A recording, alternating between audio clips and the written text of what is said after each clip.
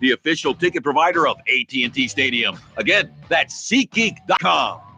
The new year is bringing incredible savings offers at Central Kia, highlighting the new family of SUVs. Receive $3,500 total cash on the 2019 Sorento V6. Get more for your trade, bigger discounts, and amazing service at Central Kia in Plano off 75 and Parker, or online at centralkia.com. Dial 1-866-CENTRAL today. Based on $15.60 per month for $1,000 financed at 0 down 63 months at 3.9% financing with approved credit through Kia Motor Financing plus TTNL. See dealer for details. Ends 1/31/19. If you're struggling financially, pick up the phone and call Mark Rubin. He can help you. Compounding credit card debt can eat you alive. Don't go through that by yourself, especially when there's help out there. Help that's easy to talk to, like our guy, Mark Rubin. Yeah, Mark Rubin is the dude. He's helped so many people. We always talk about thousands of folks have turned to him. Well, a ton of those people are our Tolo listeners. That's because Mark has been riding with 105.3 for over a decade. He's been with us in different incarnations. He's always been partners with the Ben and Skin Show, and we appreciate that.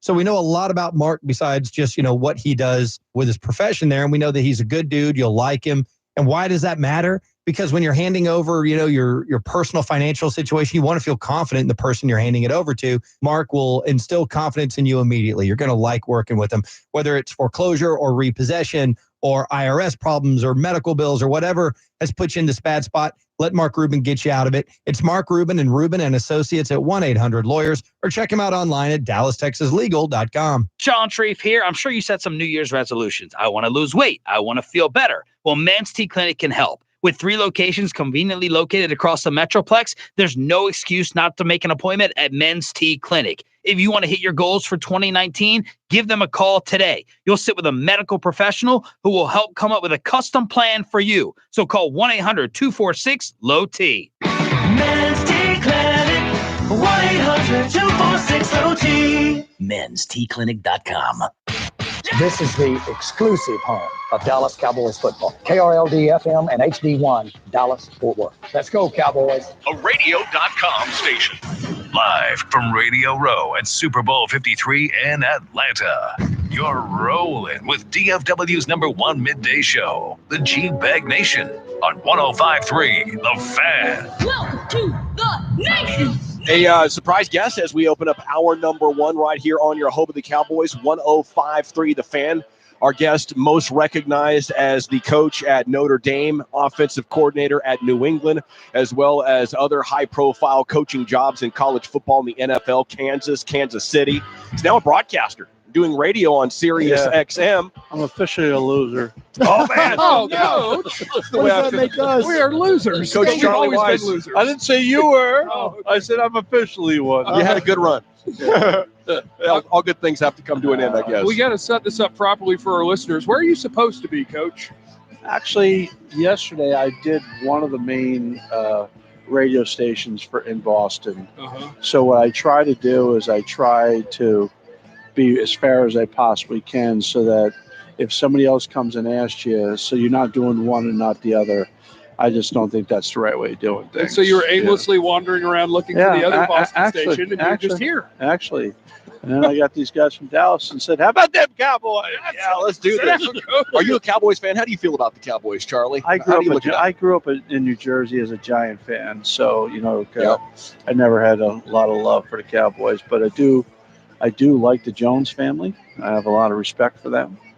And there's people in that organization that I have a lot of respect for. So unlike a lot of people, you're not going to get me saying a lot of negative things because they're not coming. So, Charlie, we immediately will get into this. We look at New England's offense, and I know it's probably changed since you've been there a little bit. Not too much. Not too much. No. Okay. In Dallas, we'll hear from Michael Irvin, and people say that the Dallas Cowboys offense is a man-beat-man offense, that you need to just beat your guy, where he'll talk about New England or other teams say that's more of a scheming offense where they'll scheme guys open. Do you see it that way when you watch Dallas as a man-beat-man offense? It depends on who you have. It depends on who the players are. One of the biggest problems with coaches is when you don't figure out what your players can do and can't do. So once you figure out what your players can do, that's what you do. And too many times the coaches don't do that. For example, if you have guys that can't win one-on-one, then you have to get them open. then you have to bunch them up. You have to use motion. You have to use different avenues to go ahead and create separation. Maybe Amari Cooper can win one-on-one. Okay, maybe he can, but maybe he's the only one who can.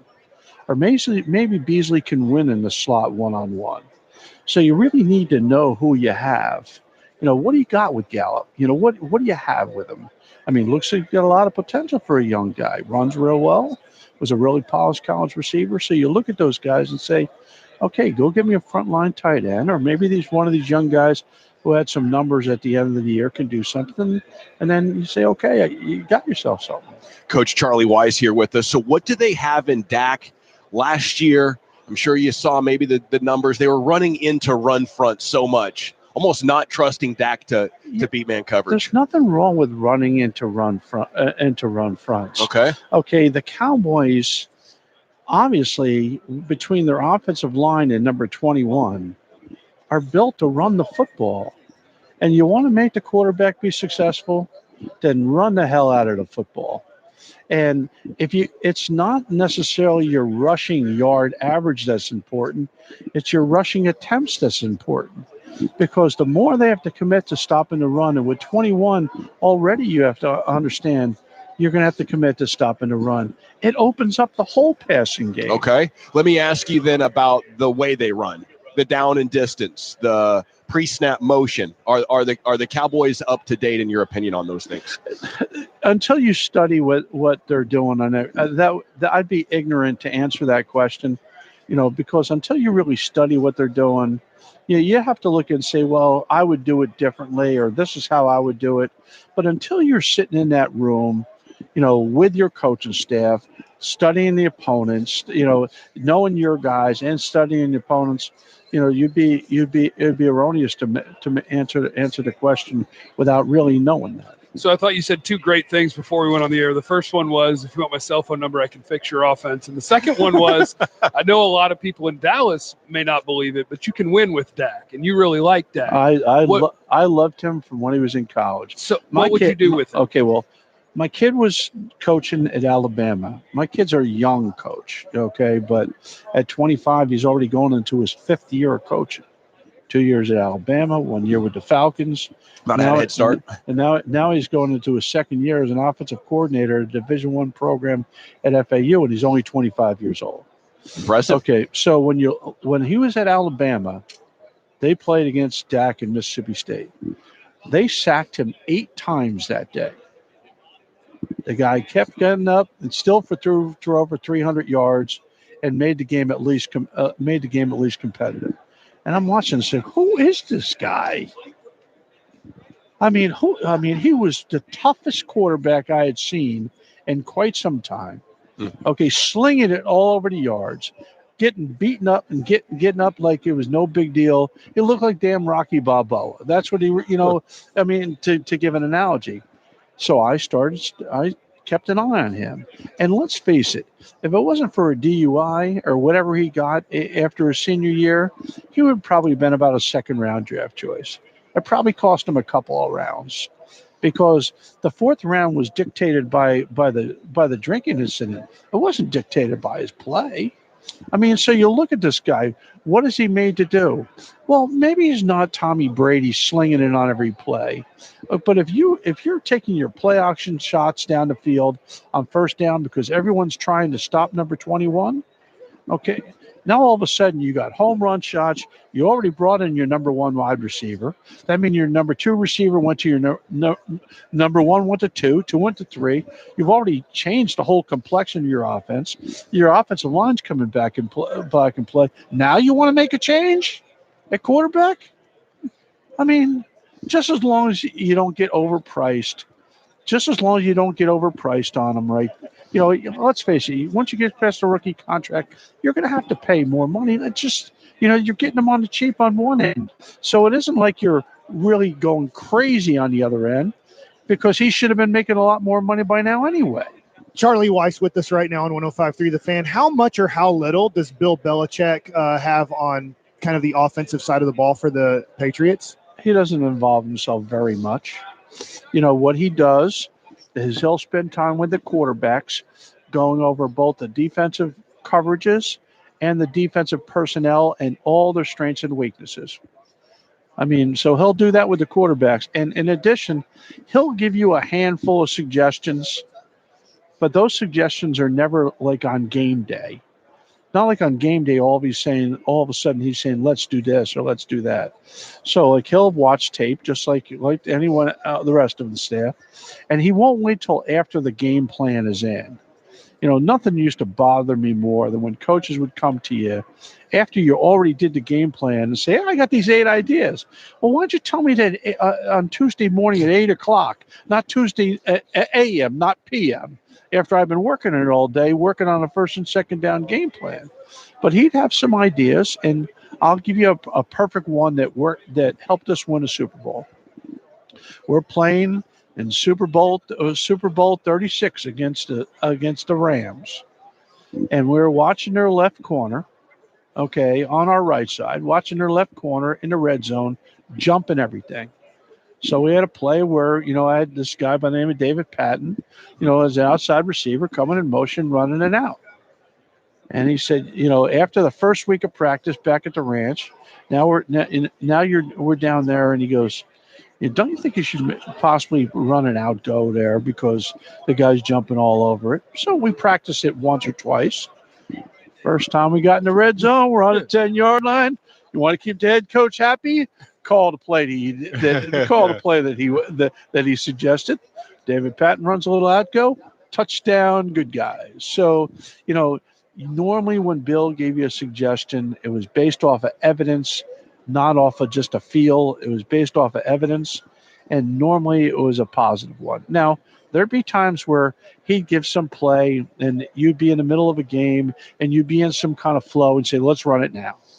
Well, I have always felt that when you're not the head coach asks you to do something, you do it.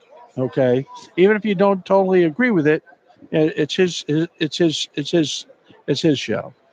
But he would be the first one if it didn't work. He'd be the first one to say, "God, I screwed that one up. I'm sorry." He'd have no problem saying that to you. So he won't be too involved. Josh will say, "Hey, here's what we're doing and why." He'll have given them a couple of suggestions, which he will have. He'll have given them a couple of suggestions, and that's the end of it. You just go move forward. Are they going to win this game? I think they win. I think that this will be the first time in a while that Patriot fans won't have to wait to the last play of the game to find out whether they won or lost. Okay, I heard you said they were going to stomp them. What is it? What do you base it off of? Where do you want me to start? With the Patriots shutting the Rams down. Okay, well, tell me what receiver on the Rams you're concerned with. I guess McVay, because it would start with Cooks and then be Woods. No. They're just okay. Yeah, I'm concerned with one receiver, Cooper Kupp. Oh, that's right. He's not playing. So I'm not really. Cook, you're concerned with him? Oh yeah. I mean, they practiced against him for a whole year, right? You think they know anything about him? Yeah, for sure. I think they do too. And they do happen to have a corner that was first team All Pro playing for them too, right? Yeah. So let's take him and put him with him, and that's the end of him. Okay. Now who are you throwing the ball to? Robert Woods. Oh, you are? Yeah. Okay, well, I'm going to throw about 18 12-yard in routes to Robert Woods off play action. That's probably what they do, right? Oh, and do you think he's going to be open 18 times? Probably not. Bill Belichick ain't having that. No, that's probably not happening. So realistically, for the Rams to win the game, they're going to have to be able to run the football effectively. Now, they do have two runners that are different, but they're both good football players. If the Rams can rush the ball effectively, that'll be one of the – if you ask me for a formula for the Rams to win, part of that formula is to be rushing the ball with very good efficiency and running it a whole bunch. What are they going to draw up to protect Tom to make sure this isn't a game where the pocket is disrupted too much with Aaron Donald? Well, if it's a four-man front, you can count on the help going to 99. They're going to make just like they do their defense, taking an offensive guy out of the they're going to do the same thing on offense. I mean, they've made that mistake before. I'm watching the one Super Bowl where Justin Tuck is a 3 technique, and they still haven't blocked him, and they end up losing to a Giant team that I felt was inferior. but they lost to them because they blocked the outside guys, but didn't block the inside guys. So I don't think they'll let that happen. I can't imagine. How did they, when the league is designed? The league is designed for the Patriots not to exist. This is not supposed to happen. You don't get to go 20 years. Is it just find the right quarterback, or how do you out-prepare the entire league every year by this much? Well, let's start with two factors, and then I'm going to add a third that I think is of equal importance. Okay, they got the best coach and the best quarterback. That's a good place to start. It's a good start. Okay, and then the third thing, they've had the same offensive system and the same defensive system for 20 years. Continuity. I mean, don't change. I mean, so Execute. I mean, think about it. I put the offense in originally. Okay, I left. Josh for a year went unnamed as the coordinator, even though he was the coordinator, because Bill didn't want to throw him to the wolves publicly. Okay, then Josh became the coordinator. Then he left, and Billy O'Brien was then on the staff, and he became the coordinator. Then Josh got fired from Denver, and Billy O'Brien left, and he came back as the coordinator. I mean, so really it's been three coordinators the whole time. There's guys that have three coordinators in 3 years. Josh leaves, you coming back? Jump back in there? If Josh left and Bill called, okay, I would go. That's one of the places I would go to. You know, because at my stage of my life, I'm living in South Florida. My wife's an equestrian rider. She loves riding horses. I'm really on the honeydew portion of my life, right? When you're a coach's wife and you raise the kids by yourself, basically, there comes a time in your life where it becomes more about them than about you. But there are certain places that you say, would you go? The Cowboys, for example. Now, I think that I think they have their game plan set. They know what they want to do. I mean, whether it's Moore, I'm assuming that's who it is. It seems like it's set up for Moore and Kitna, and that deal looks like it's already in place. Okay, but that's the type of place where they called up, you're me. Okay, you want to go somewhere where you have a chance to win before you leave. Well, you got a good defense. Okay, two really, really outstanding defensive coaches. Not that the rest of them aren't good, but a good young one and a good old one. Okay, so I look at those two guys. I look at Marinelli and Richard. See, you don't think I know these people? I do. You're dialed in, man. Okay, yeah. I'm watching those two young inside linebackers that making everyone forget about Sean Lee. So I'm watching those guys and say, okay, they're stout on defense, they're young, they're athletic. Now on offense, I like the offensive line. I recruited Zach Martin. Okay. I was sitting in his home. He committed to me going to Notre Dame, and then they fired me. Okay. Okay. But and his brother, who's playing for playing the league, he was just there for a long. He was like a little young guy at the meeting at the time. But I mean, I love the offensive line. Hopefully, you get some people back like Frederick and those type of things. You get that back in shape. You go get yourself a frontline tight end. Sign me up. Let's go. Yeah, you want my cell number? You got it. There he is. Great note to end on. Charlie Wise, thank you so much for joining us here on your home of the Cowboys. All right, take care, man. There he is. Good luck finding that other Boston station. They're around here somewhere. I am gonna give it a once around before I head out. It is winning time. Your chance to win $1,000 every hour. 16 past the hour. The word this hour is office. Text office to 72881. That's 72881. Your next chance to win a grant's coming up at 11:16 on your Turn It On, Leave It On station 105.3 The Fan. All right, let's talk about mycomputercareer.edu. What a great place to go if you're not making enough money or working too many hours. You've hit the end of the road on your job, whatever it may be. Mycomputercareer.edu is the place for you. The information technology industry is booming. Get up in there. They got jobs that need filling in the information technology sector. So mycomputercareer.edu, you take the free career evaluation today. That's step one. And in just a matter of months, not years, months, they're going to have you up and running and ready to jump right in there. You can start your new life as an IT pro. They meet on campus or live online just a few times a week. Whatever works for you, whatever's convenient, they're going to make it happen for you. So check them out today. Take that free career evaluation at mycomputercareer.edu. That's mycomputercareer.edu. The one place to grab the fan wherever you go. Radio.com. Download it today and listen to us anytime, anywhere. Monster Energy AMA Supercross in FIM World Championship. Buy a can of Monster Energy to recycle at the entrance for your free admission to the Fan Fest. Stop by your local Circle K, where Monster Energy drinks are 2 for $4.29 every day. Coming to AT&T Stadium February 16th. Hi, Kevin Miller with TexasLending.com.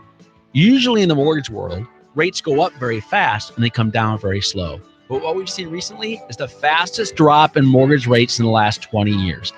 You need to call us for a refinance today. If you want to get rid of that PMI, if you want to drop that rate, if you want to save hundreds or thousands of dollars each month or year, call us at 972-387-4600 or go online and apply with TexasLending.com. On a $240,000 loan, if you can save just 1% on your interest rate, you may save $200 a month in interest. You can do the math, double that loan size, and you'll save double the amount of money. Call us at 972-387-4600. Go online and apply with your Consumer's Choice Award winner for the last 11 years, TexasLending.com. When you think mortgage, think TexasLending.com. 4100 Alpha Road, Suite 300, Dallas, Texas, 75244. And MLS number 137773. Equal housing lender. What's up, fans and Tolos? It is Troy Hughes. Let's talk about Platinum Chrysler Dodge Ram Jeep. You know I love talking about them, and you especially know I love showing you Platinum. And that's why I have one of my good friends and the general manager of Platinum Chrysler Dodge Ram Jeep, Andrew Beck, to tell you more about it. Of course, fans and Tolos hear these commercials. They see our posts on social media, and now we want to invite everybody to Terrell. Check us out at PlatinumCDRJTexas.com and drive a little further to save a lot more at Platinum Chrysler Dodge Ram Jeep. Choose to love in any language with a Valentine's Day spa package from Hand & Stone Massage and Facial Spa. Buy a Valentine's Day spa package like our Serenity package, which includes a 50-minute massage and 50-minute signature facial, and receive a free massage or facial service gift card. Or save $10 on spa gift card purchases at guest pricing. Visit handandstone.com for details or your local Hand & Stone in Dallas-Fort Worth. That's handandstone.com. Restrictions apply. Hey, DFW, Fitness Connection is having their grand opening celebration at the new Watauga location at 8428 Denton Highway. Join us tomorrow from 5 to 7 p.m. for free class demos, food, and a chance to win free TVs, gym memberships, and more. Visit fitnessconnection.com for details. It's your money. You earned it, paid it. Now it's tax time. Time to tax slay it. Like our app is an axe. It's simple. The fact is you worked hard the whole year. Now please just lay back as we work hard to make sure the check you get back is a big one. In fact, if it's possible, massive. You deserve it. Use it to play with. Find some hotel to stay at, some poolside to lay at. Your stress tried to slay you. Slay back, lay back, grin. You slayed it. Enjoy it. Win. Start free today at taxslayer.com. When weather hits, the right wiper blades make all the difference. That's when the Michelin Man is on your side, helping you see better and drive safer with new Michelin Premium Wiper Blades. Designed with exclusive SmartFlex technology or frameless beam design, Michelin blades flex to the curve of your windshield, giving you unparalleled, streak-free, long-lasting, all-season performance. So when the going gets tough, be ready with Michelin Premium Wiper Blades. It's difference you can see.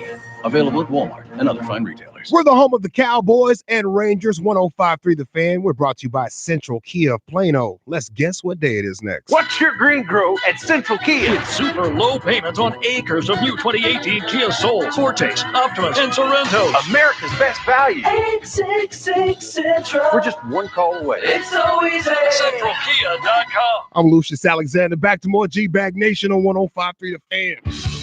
All right, we would like to thank Charlie Wise for joining us in the Diamonds Direct hot seat. Now, that was a great way to start the show.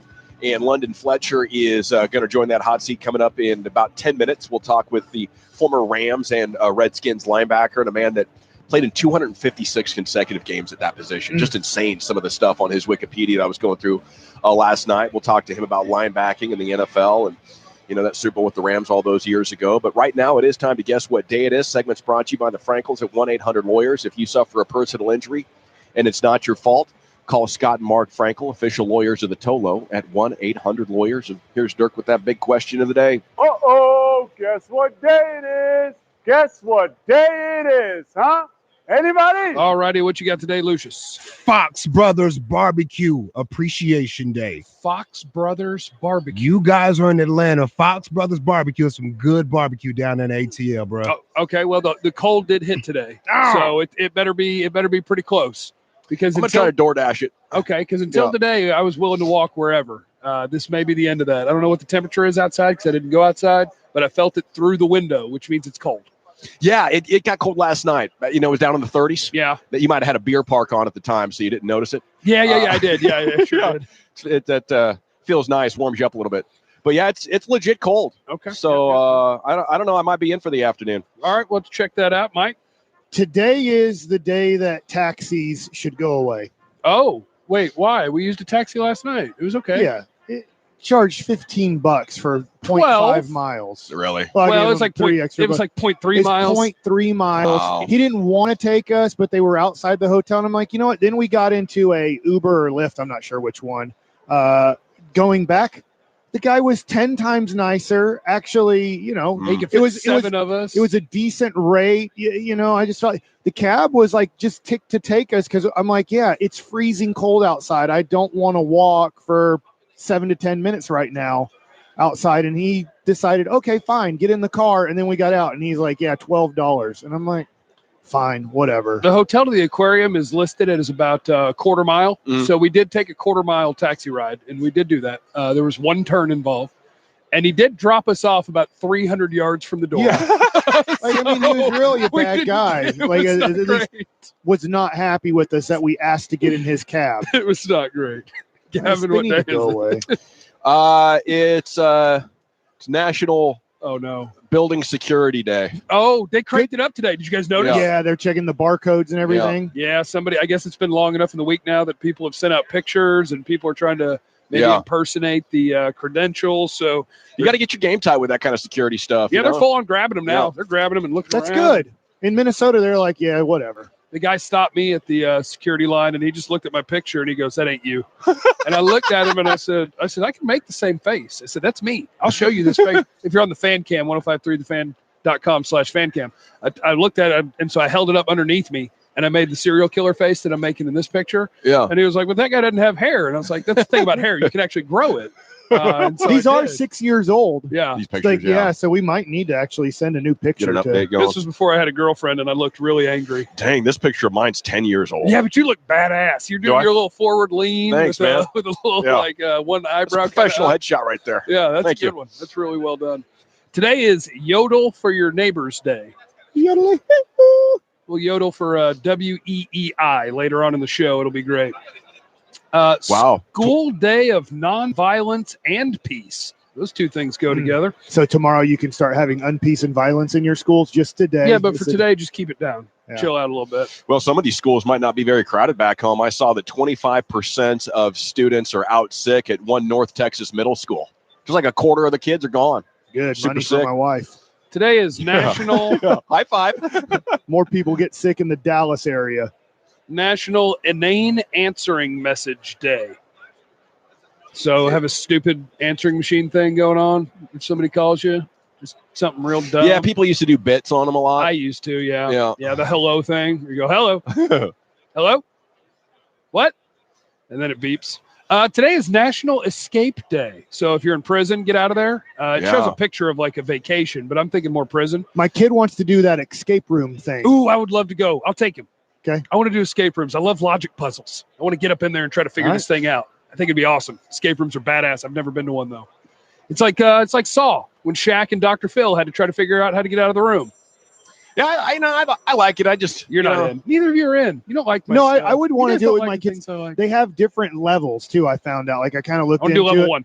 They have like 4 or 5 different levels of escape room that you can, choose. I think we got to build up. You might need to build up. Like, hey, let's do one that's kind of more for kids to see how easy or hard this is. And the easy one just has a door that says exit over it. And if you walk through it, it's like, bam, you got it. That was the exit. And then we'll go up from there.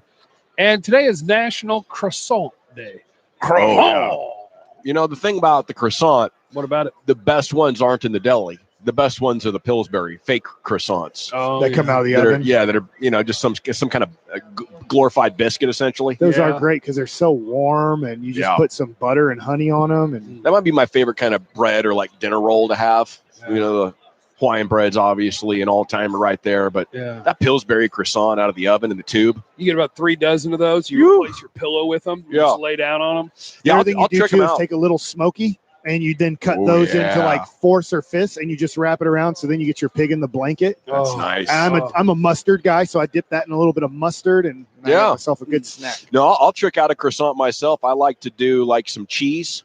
Roll a slice of cheese in there, and now you have some like cheesy breadstick thing. Dip that in some marinara. Especially if that heat from the croissant starts to like melt that cheese for you, and you've made yourself a tasty little treat. Of course, you can go with the cinnamon and sugar, which I think is highly underrated as a dessert flavor profile. If Diabetes, you will. though. It's like a dessert genre. Cancer, stuff like that. Well, yeah, but hey, you're got to gonna enjoy life while you're here. Yeah, of course. It is the GBAG Nation here on 105.3 The Fan, and a lot of awesome stuff hit Radio Row yesterday. Lots of awesome quotes on Cowboys Twitter from Tony Romo. It was David Moore live tweeting a ganger with Tony. Is that what happened yesterday? Because I couldn't figure out quite where the quotes were coming from. I would like to do a proper attribution as a broadcaster. Hard to say. Just don't know who to give it to. Mm-hmm. But the best was when he was asked, what do the Cowboys have to do to take the next step? And he paused for 3 seconds and said, that's a good question. And then he paused for another 3 seconds and said, I'll pass on that one. Oh, yeah. Okay. That was the moment of the day right there in the NFL. Tony Romo basically taking a big old pass on London Fletcher sitting down with us. How you doing, man?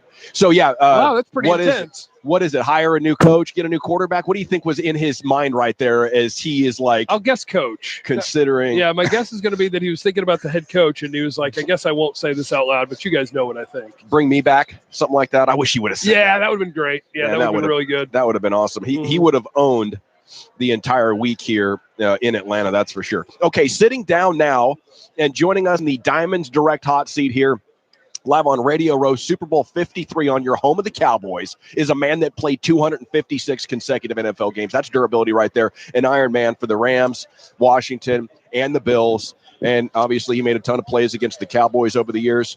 He is here with United Airlines, a quality airline. Oh, yeah. So it's nice to meet you, sir. Thanks for joining us here on the home of the Cowboys. How's your time in Atlanta going?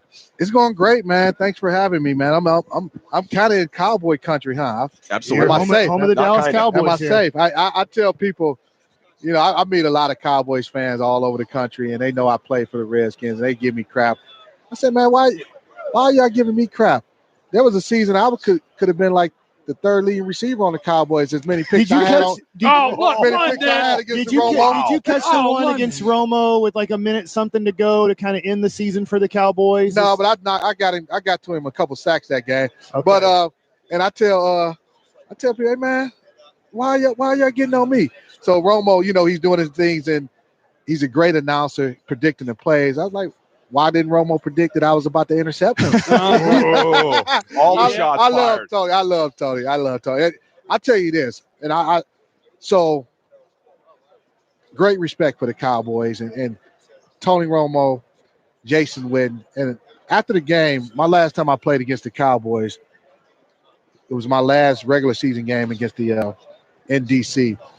And Jason and I had Jason's number, and I text Jason. I said, man, him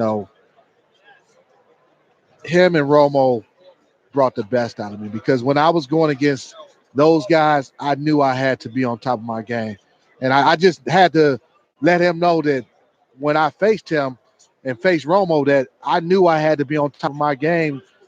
I had to lock in and be ready to play because Witten was going to he was a great route runner. I mean, one of the best football players I've ever gone against. Tony and his just his savviness and all that. So I knew I had to be on top of my game, and I actually appreciated competing against those guys. Are you surprised they didn't have more postseason success, or they weren't more accomplished? I was, because when you look at some of those teams, man, they always had a great offensive line. Running back they've always had top flight running backs. Witten was, one of the top 2 or 3 tight ends all the time in football. They had, whether it was T.O., Dez Bryant or whatever, whoever the case may be, always had a top-notch receiver. Defense was pretty good. They had talent on this team, and for some reason or another, and I know, looking back, the play against the Green Bay Packers, that, if they rule it different, then, there's a different story there. But I was surprised that they didn't have as much success with as much talent as they had. So what was the Gavin? What was the amount of straight games? 256, right? 256 straight and games like without missing 215 one. started. What's the secret? Like, okay, so let me set it up a little bit because we watch. So Sean Lee is a freaking incredible football player. He is, and the dude does everything he can to stay healthy. It doesn't work. His body's not having it. Is part of it luck, DNA? My body is just built to not break. You know, some people are just that's just different. My body was probably built not to break. I mean, my trunk, man. I'm built different. You know, thick legs, you know, quads, all that stuff, and I know that helped me. Sometimes I get a guy running to my knee or something like that, and where somebody else may have had a blown or torn ACL, I would have a sprained MCL. You got armor, yeah, or something like that. Look at these. So it was yeah. We got a webcam over here. Hey, I got. What were you, 5'10", 240 something? 245. Yeah. Most of my career, I got a big butt, and I hated my butt growing up, man. You know, it's not cool to have a big butt as a guy. Got teased a lot about it. It became cool though. This butt and these legs made me a lot of money. But getting back to Sean Lee, I tell you, I've always appreciated watching Sean play. I actually would tell young linebackers, they would tell, you know, they want to come talk to me. Hey, London, you know, once I retired, hey, how do I do this, do that? I would tell them to go watch Sean Lee take on blockers. His shock and shed, he was one of the best in the NFL. Like, this guy knows how to shock and shed linemen. I mean, it was impressive. But, you know, some people are just more susceptible to injuries. You started off your career with the St. Louis Rams. How much of an affiliation do you feel with the Rams that they moved from St. Louis to LA? You know, the great thing about the Rams organization, I will say this, is even though they've moved to Los Angeles, is the alumni, Kyle Everett. He does a great job of embracing the former Rams player. I mean, they embrace you. They're always contacting you. Hey, you want to come out to games? You know, just come on out. I mean, they have done a great job of embracing. Whether you played in LA the first time when the Rams were there, you're a St. Louis Ram. If you're a Ram, you're a Ram. So there is a connection there. Stan Kroenke was a minority owner back when we were in St. Louis. He's the the owner now. So there's a connection there. I still know people who work for the Rams. I know Sean McVay well. So there's a connection there. But I just wish they were still in St. Louis, man, because when I tell you that was a special town, special place. They embraced us and they supported us. You know, they played a big part in us making it to the Super Bowl. It's London Fletcher here with us on the Fan. I mean, not only was it special for that city, but it was pretty special for you that period of time coming in out undrafted out of Division III football, right? Oh, without a doubt, absolutely. How hard was that to prove yourself or even to get an opportunity? It was tough because, you know, I had a few knocks against me. You know, my height, I couldn't do anything about it. I'm 5'10". It is what it is. If I played at a Division III school, which, you know, 5'10", played at a Division III school, it's not many people that make it to the NFL, especially as a middle linebacker. Now, if I had chosen to play, I went to school on a Division I basketball scholarship initially, then transferred to John Carroll. I had Division I football offers. So I only played 1 year high school football. Could have gone Division I in football, chose something different. But as you get to the pro level, it's hard for people not to, you know, look into stereotypes. Division III guy, 5'10". Even though, man, I ran a 4.3 something 40 coming out of college. 4.38, yeah, fast. Yeah, but again, I had to constantly, if this guy was doing X, I had to do X plus XX to get noticed and get, you know, the respect. So one of the guys that we're starting to talk about a lot, because height has become something that is starting to become even less important at quarterback. Baker Mayfield comes in the league, Russell Wilson comes in the league, so now everybody's talking about Kyler Murray. What sort of perspective can you offer? Because you played your whole career as being short. So like my explanation is, I feel like he's been beating everybody's butt while being short all along. Why do you think it's going to change Like, what was your perspective on, guys, I've been winning. Why wouldn't I keep winning? The way I look at it, when I was on the football field, I felt like a giant, man. I felt like a giant. There's a picture, one of my favorite pictures. It's me in a huddle. This one I was a Ram, St. Louis Ram, and I'm in front of my guys. I'm facing them, and they're facing me. And here I am. I'm not looking up. And they're all looking down at me but I felt like a giant, this, and that's how I felt when I was on that football field. I am a giant. It doesn't matter how tall I am. Leonard Davis, big guy. I'm 5'10". You're gonna have to work hard to get underneath me. You better get low. If you don't, it's gonna be a tough day for you, brother. It's just so leverage was that's what the game was about. I felt like I was a giant on that football field. So you got to play with Robert Griffin as he came into the league and dominated. Were you concerned early on going, hey, you got to change your game? Or were you just thinking, hey, this guy is going to be kind of the savior of the Redskins organization? I talked to Robert and I, our lockers were right next to each other his rookie year. And I told Robert, I said the difference in the between the National Football League and in college is everybody can run, especially on defense. And in college, he was a lot of times the fastest guy on the football field. Or you're facing guys, defensive linemen, linebackers, they're not necessarily as fast as him. I told everybody can run. And when we, as a defensive player, get an opportunity to hit you, we have bad intentions.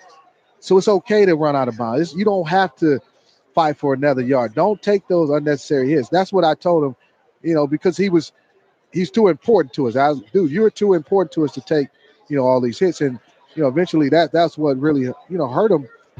Excuse me, getting injured. And he learned, and I heard him say he shared that same knowledge with Lamar Jackson. London Fletcher, appreciate your time so much here on your home of the Cowboys. Hold on, I got to tell you why. Oh, yeah, yeah. Hold on, man. I'm here to make an announcement. All right. Do it. London, we have to get on a plane Friday to go home. Which one should we get on? Without a doubt, you should get on United Airlines. Oh. And when you get on that plane, guess what? United just announced starting today, every customer who flies on United's 211 planes in their fleet, you'll have seat back direct TV. And you can enjoy free live TV. Free. Everybody likes free. Free is for me. And some guys will be leaving here, and they, for one reason or another, they didn't plan ahead, and they'll be flying during the big game on Sunday.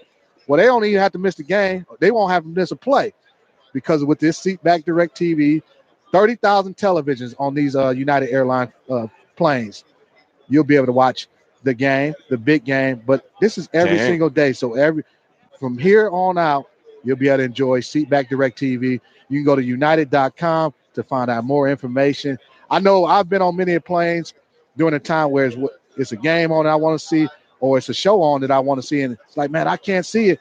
But now United Airlines, they're going to allow you to see those shows and play in games that you want to watch. The Bachelor, The Bachelorette, stuff like that. Not me. I'm not a bachelor. I'm not a reality television type of guy. Maybe I watch the Redskins, Cowboys, and stuff like that. Enough drama there. Maybe I can, maybe they'll run a replay of me intercepting Romo or something like that. Why would they do that? Why would they do that? Why would you do that? You know what? We're out of time. The middle part was great, London. The beginning of the end. I tell you, man, I love competing against them. Thanks to you so much for joining us. I flew United over the holidays. It was an amazing experience. Sign this football and get out of here, sir. How should I sign it? Not as the Romo interceptor. Third lead receiver of the Cowboys in 2011. Have to Cut his mic, Tim. He's out. Okay, Carson Palmer joins us next live from Radio Row in Atlanta on the Diamonds Direct hot seat. And I want to tell you a little bit about my friends at D&M Leasing before we move on. Even though the Feds raised interest rates, I called D&M Leasing and I got them to do something special for you, GBAG Nation. They've lowered interest rates for 2019. And since they know your wallet could be hurting from Christmas, they're offering no down payment, 60 days to your first payment. Again, all you have to do is ask for the GBAG Nation special. D&M's the largest consumer leasing company in the country. Large volume means large discounts, and you could take advantage right now if you give them a call. Leasing is the best way to retire any negative equity as well. You might have been in a purchase and the negative equity stacks up. They keep rolling it over on you. Get rid of that right now. Call D&M Leasing, any local area code, and 35 LEASE, or visit them online at dmautoleasing.com. Coming up today on the Ben and Skin Show, we continue our coverage from Radio Row. We got a couple of beasts. Michael Gallup, the Cowboys receiver, at 4, and then we'll get the latest from our old buddy Ed Werder at 4:20. We're all home with Ben and Skin, 3 to 7 on 105.3 The Fan. Happy 2019. Christy Cannon here with Keller Williams, reminding you to tune in each weekday morning to hear the Cannon Report with Mike Fisher, your real estate update. And as always, for more information, visit us at cannonteamhomes.com. Texas. Welcome to Save Yourself with Geico. You casually maneuver to snap a photo of the guy at the restaurant who looks just like that one celebrity from that movie, and your flash goes off. You couldn't save yourself from the embarrassment of doppelganger guy noticing your paparazzi pic. But you could save yourself hundreds by switching your car insurance to Geico. Yes. You could save on motorcycle, boat, and RV insurance too. Plus, the Geico Insurance Agency could help you save on homeowners and renters insurance. Okay. While your flash-happy smartphone has become your biggest problem, you should know Geico is the second largest auto insurer in the country. Nice. Geico even offers 24/7 access to licensed agents in the award-winning Geico mobile app. Ooh. And while your impromptu photo shoot didn't go as planned, you could plan on saving more, like military and federal discounts, with your local Geico agent. You couldn't save yourself from the shame of being outed by your camera flash, but you could save yourself hundreds with Geico online, over the phone, or at your local office.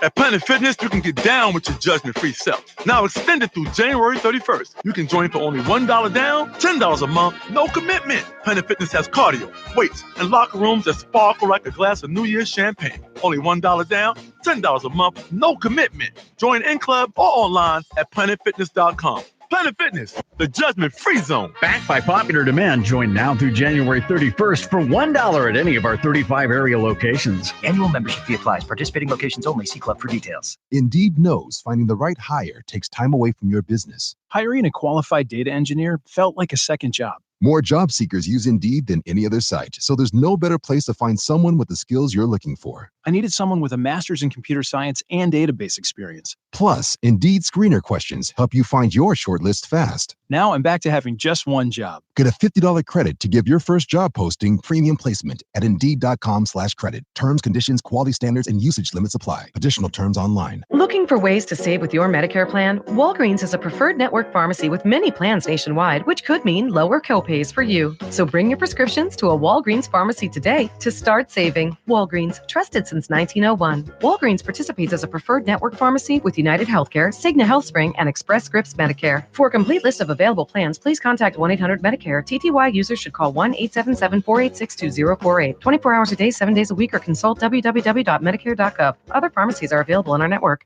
Our coverage of Radio Row from Atlanta is presented by Twin Peaks, Bud Light, the official beer sponsor of Super Bowl 53, and you can watch us on our Low T Center fan cam at 1053thefan.com/fancam.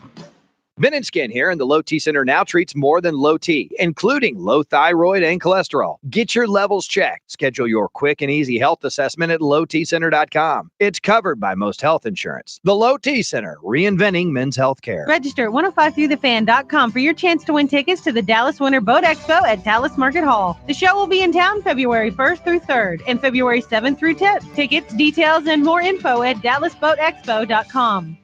You get the most for your lease with an Autoflex lease, yeah. When you want to lease your next car, there's really only one simple question. Will the company you choose make that experience easier or harder? Will you be able to get the car you want, any make or model, and go back to them the next time and deal with the same person? When you discuss mileage and terms, will they give you choices or just offer you one program? Finally, when you sit down to sign the paperwork, will it be exactly what you were told, or if things changed, like the term or the payments? Over the last 30 years, Autoflex Leasing has been the answer to that one simple question for thousands of people just like you. They found that Autoflex has the best leasing programs and, more importantly, the best people to work with. Call Autoflex Leasing right now at 817 or 972-234-1234 or reach them at autoflex.com. Remember that one simple question? The answer is simple too.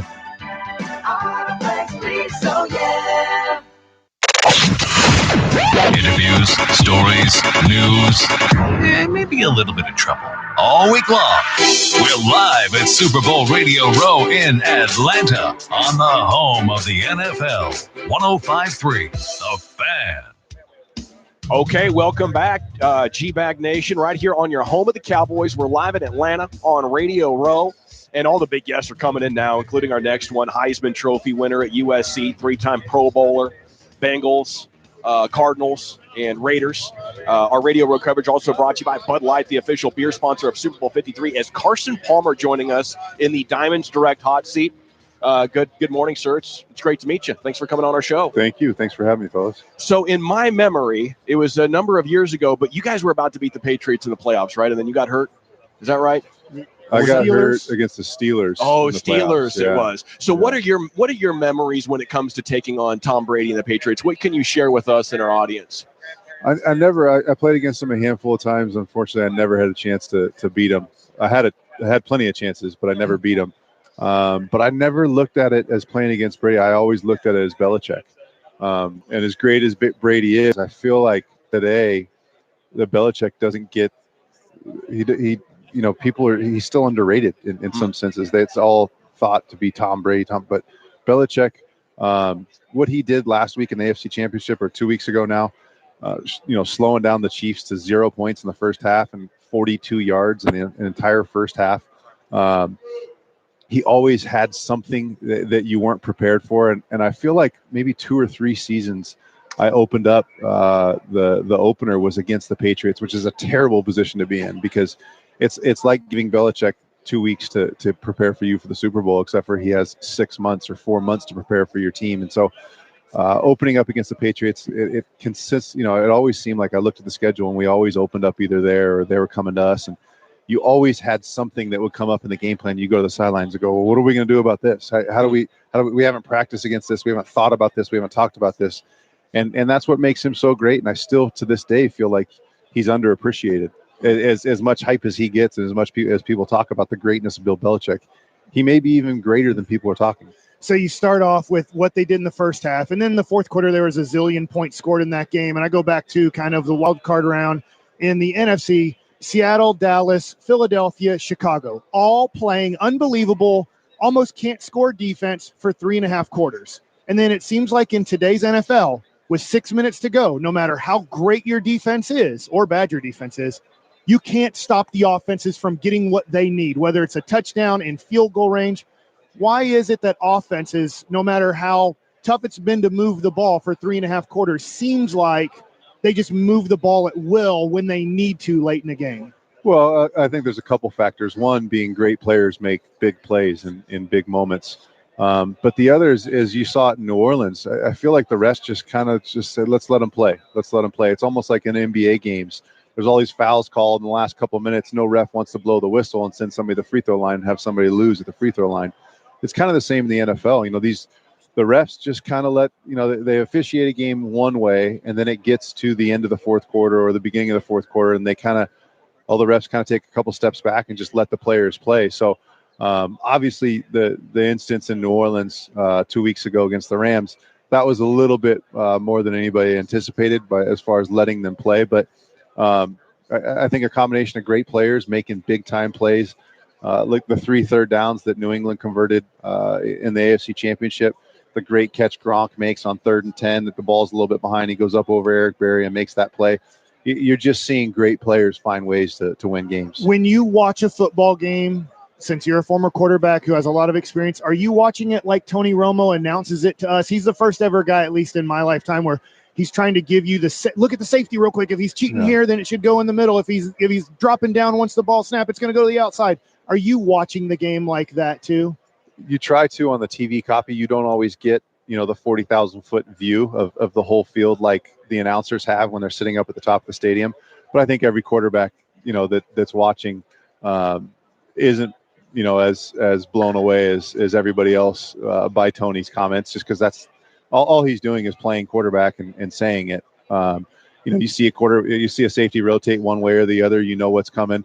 You see a quarterback go to an alert or a kill play, what's coming. I mean, he's just he's doing what he was doing as a player, and he's just verbalizing that to the fan base. And I think that's blown a lot of people away because nobody's really done that. But I mean, it's pretty simple stuff. It's every offense that has a veteran quarterback has kill plays or we call it check with me. However you verbalize that, whether it's run to pass to run, he's really just, he's calling the game as the way, he's calling the game from a quarterback perspective and seeing it the way that he used to see it a couple years ago. How does you mentioned playing against Belichick? How does it's so hard to figure out. In theory, in the NFL, there's 32 defensive coordinators. There's a bunch of head coaches that are defensive minded. Like, there should be a ton of guys that it's like, holy cow, this guy's a genius. But everybody talks about Bill Belichick like it's different. Like, everybody wanted to take away Chad Johnson or Larry Fitzgerald. Everybody would come in with the same goal. How is he so different that the pedestal is so high? I think he truly understands protections inside and out. And not many defensive guys really understand protections. They really understand what calls the offensive linemen are making to each other, where the offensive linemen are moving. Is it to the weak side linebackers, is it the middle linebackers, is it the strong side linebacker? Wherever the offensive line's weak point is, he will find and he will expose. Wherever your go-to guy, I'm going to this guy on third down, he will not let that guy catch 6 conversions on third down throughout the game. Bill Belichick is the defensive coordinator. You can say it was Matt Patricia. You can say it's Flora. Bill Belichick is the defensive coordinator, and he may not be calling the plays, but that is the defense he wants to run. Those guys that are calling the plays into the middle linebacker to then verbalize it to the rest of the defensive unit. It's all coming from Bill. So, there's been a lot of, Romeo Crennel and all these guys that have come through, but that is Bill's defense. And, you don't categorize it as, well, they're a single high team. They're a 2-man. They play it all. They do it all.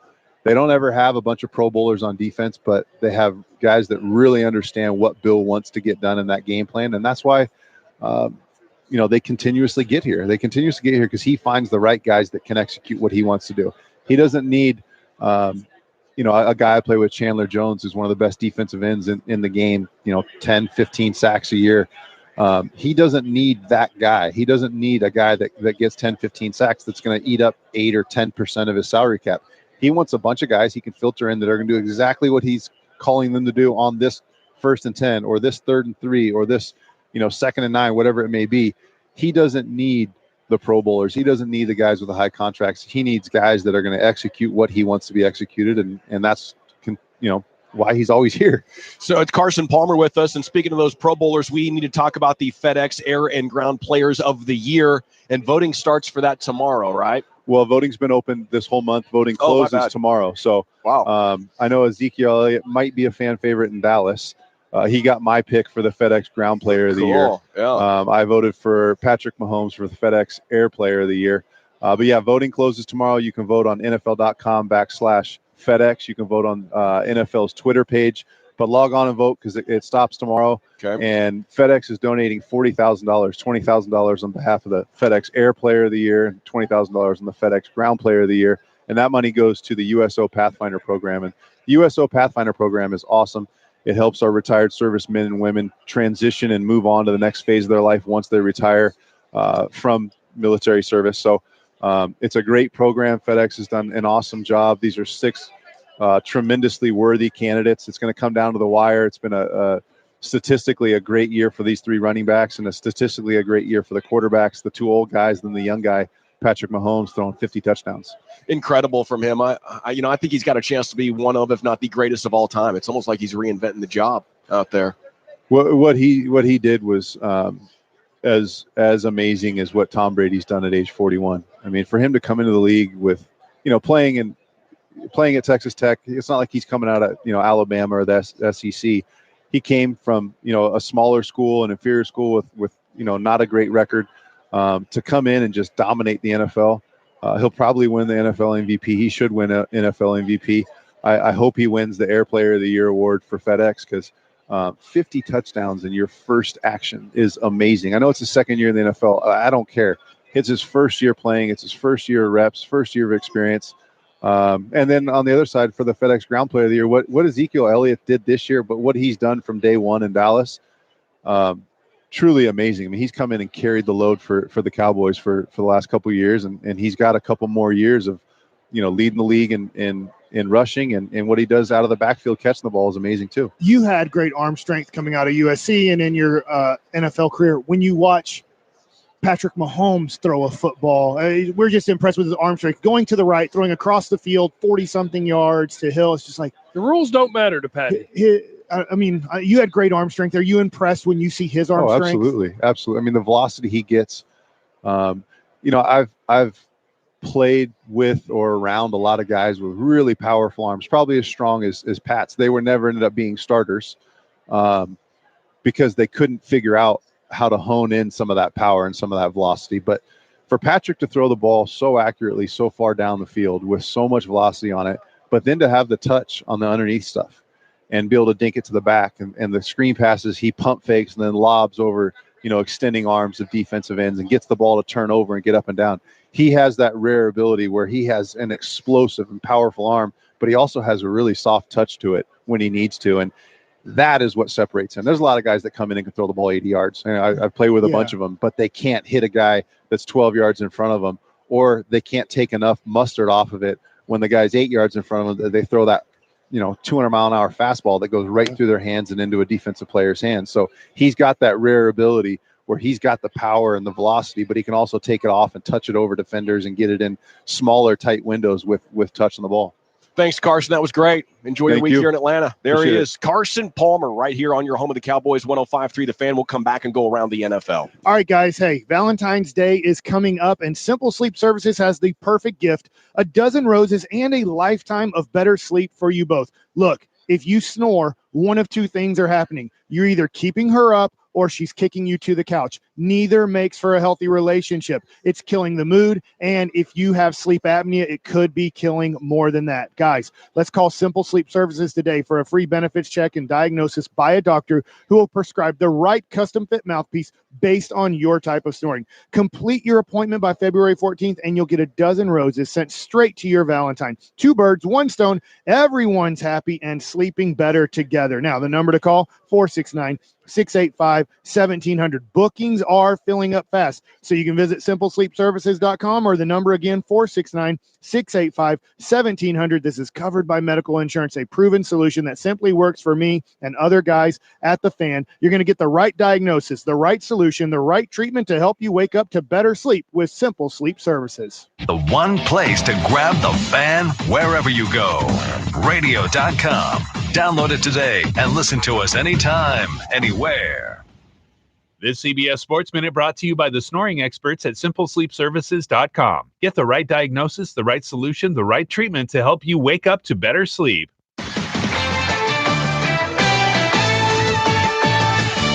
This is John Feinstein with the CBS Sports Minute. Drew Brees isn't going to win a second Super Bowl this coming Sunday, but he proved himself a champion again on Monday. In a lengthy Instagram, Brees implored New Orleans Saints fans to move on from their understandable anger over the officiating in the NFC Championship game and use that passion for more important things. Referencing the way the city responded in the aftermath of Hurricane Katrina, Brees wrote, "We bonded together, galvanized and leaped forward every time. Pour that passion and emotion into families and communities." He went on to say, quote, "The frustration we feel can be channeled in the same positive way. In other words, forget fruitless lawsuits and angry billboards. What happened is inexcusable, but the time comes to move on and try to do good in areas far more important than a lost football game." Brees is a first ballot Hall of Fame football player, but he proved again Monday that he's far more than that as a person. I'm John Feinstein. CBS Sports Radio. At AutoZone, helping you get more done is what we do best. Like with the AutoZone Rewards program, you'll earn a $20 reward every time you spend $20 or more 5 times. And right now, get 5 quarts of Valvoline Advanced Synthetic or full synthetic high mileage motor oil and an STP extended life oil filter for $22.99 after a $7 AutoZone gift card by mail. Upgrade to a K&N filter for $3 more. Visit any of our 5,600 locations nationwide and let us do more for you. See terms at AutoZone.com/rewards. Restrictions and details in store. Get in the zone, AutoZone. I'm Jay Farner, CEO of Quicken Loans, America's premier home purchase lender. We've created a new way to protect you from unpredictable interest rates. Our exclusive Rate Shield approval. First, we lock your interest rate for up to 90 days. Then, if rates go up, your rate stays locked. But if rates go down, your rate drops. Either way, you win. Call us today at 800-QUICKEN or go to rocketmortgage.com. Rate Shield approval only valid on certain 30-year fixed-rate loans. Call for cost information and conditions. Equal housing lender. Licensed in all 50 states. NMLS number 3030. Additional conditions or exclusions may apply. Hey, you with the rhinestone dog collar. Between us dogs, I just convinced my human to upgrade to a new home with a 1,200 square foot bathroom. I think she called it a yard. With Wells Fargo's 3% down payment on a fixed rate loan, my human realized a new home was within reach. Learn more at wellsfargo.com/woof. Wells Fargo Home Mortgage. Down payments as low as 3% on a fixed-rate loan require mortgage insurance. Ask a home mortgage consultant about loan requirements. Wells Fargo Home Mortgage is a division of Wells Fargo Bank N.A., Equal Housing Lender, NMLSR ID 399801. Drew Pearson here. If you are a contractor and are in need of piping work done right, the UA Plumbers and Pipe Fitters Local 100 is here for you, providing state-of-the-art skilled, trained, and certified workers that are passionate about their trade and prove it in their finished work. Get it done right the first time with UA Local 100. For more information, call them now at 972-489-9972 or at ualocaldfw.com. At Walmart, we give you more than just low prices. We give you low prices on the stuff you actually want. Low prices on the oh-so-tasty, farm-fresh, packed lunches with perfection groceries on your shopping list. Boom. All day, every day. Get more than low prices. Get low prices on what you love. That's what Walmart's all about. Save every day on lower prices at your local Walmart. Check out our green bell peppers, which are 48 cents each, and our limes, which are only 10 cents each. Prices may vary. Check your local store. Valentine's Day is coming up, and Simple Sleep Services has the perfect gift. A dozen roses and a lifetime of better sleep for you both. Look, if you snore, one or two things are happening. You're either keeping her up or she's kicking you to the couch. Call Simple Sleep Services today for a free benefits check and a diagnosis by a doctor who'll prescribe the right custom fit mouthpiece based on your snoring level. Complete your appointment by February 14th to get the roses and a better night's sleep. For the right solution to help you both wake up to a better sleep, call 469-685-1700 or click simplesleepservices.com. This is Rangers manager Chris Woodward, and you're listening to the home of the Rangers, 105.3 The Fan, KRLD FM, and HD1 Dallas-Fort Worth. A radio.com station. Live from Radio Row at Super Bowl 53 in Atlanta. You're rolling with DFW's #1 midday show, the GBAG Nation, on 105.3 The Fan. Hour 2 of the GBAG Nation. Time to go around the NFL. Brought to you by WinStar World Casino and Resort. Let's go around the NFL, GBAG style, on 105.3 The Fan. Here's Michael first down. ESPN.com has rated the best trades in the 2018 calendar year. Amari Cooper, baby. He is in this. All right. Number 1, it does include the Oakland Raiders, but does not include the Dallas Cowboys. Oh, Khalil Mack. Now check this out. The Rams tried to get him too. The Rams tried to go super all in. If you remember that, I think they offered like a first and a third, and the Bears or the Raiders like, nope, that's not enough. But imagine if the Rams had him too. Yeah, the overall trade ended up being Khalil Mack, 2020 second-round pick, 2020 conditional fifth-round pick, going to the Bears. The Bears traded 2019 first-round pick, 2019 sixth-round pick, 2020 first-round pick, and 2020 third-round pick. So 2 first, a third, and a sixth. So a couple of 1s and a 3 for a 2 and Khalil Mack. We'll find out on Saturday, possibly the NFL Defensive Player of the Year. Probably and then not. took them over the top. We can't include playoffs. Yeah, but Aaron Donald, how many sacks do you have? Over 20? Aaron Donald will probably, it's probably between those It's two 1 guys. and 2 for sure. Number 2 does include the Oakland Raiders and does include the Dallas Cowboys. Oh, poor Oakland, because what they're saying here is that the best trades were trading for Khalil Mack and trading for Amari Cooper. Yeah, so they're not saying the best trades were made by Oakland. No. Now, Oakland does have the 24th and 27th pick out of these 2 trades. Cool. But I bet they'll get Khalil Mack and Amari Cooper for those picks. Yeah, so it didn't work out probably the way they thought. They probably thought, well, the Bears will get beat out by Green Bay and Minnesota. Those teams are better. They'll finish third in the conference. And the Cowboys at the time looked like they were headed towards probably the 7th to 12th pick in the draft, and it didn't end up that way. So Cowboys end up getting the second best trade in the 2018 calendar year. The third best trade they have, which is interesting because I think it's an A for both teams. They have the Jets trading up for their quarterback. So they have... That looked really bad for about 9 to 10 weeks of the season, but that's how rookie quarterbacks generally work. They get Sam Darnold, and then in the trade for the Colts end up taking Quentin Nelson with the 6th overall pick, so they get the best offensive lineman. Then they got the 37th pick in the draft, the 49th pick in the draft, and then this year's second-round pick. It says the 37th pick was lineman Braden Smith. Oh, he's a starter for them, and he's not bad. Who had 13 starts this year and allowed 3 sacks. They said also they got Kamoko Toure was a pretty good pass rusher. He's all right. And Jordan Wilkins so far. And then they'll have a pick in this year's draft, a second-round pick in this year's draft. I would call that winner chicken dinner for both, unless Andrew Luck stayed broken. Then I would have said they lost no matter what happened. Okay. You traded away from a quarterback, but as long as yours can play, you're good. The fourth best trade in the NFL in 2018 includes a guy that is here today, getting ready to play in the game. The Rams trade the 23rd pick in the draft coming up, or I guess no, they traded the 23rd pick already. And their 6 for Brandon Cooks and a 4th rounder. Yeah, so Braden Cook's going from the Rams. Or going from the Patriots to the Rams. I'll get my words right. So I didn't want to go after Coach Charlie Weiss because he was kind enough to join us, and I thought it was awesome that he was just wandering around and wanted to sit down. But somebody was telling me there, like, man, he really messed you up. And I was like, well, when a guest is on, I want his opinion and not mine. I don't want to fight him.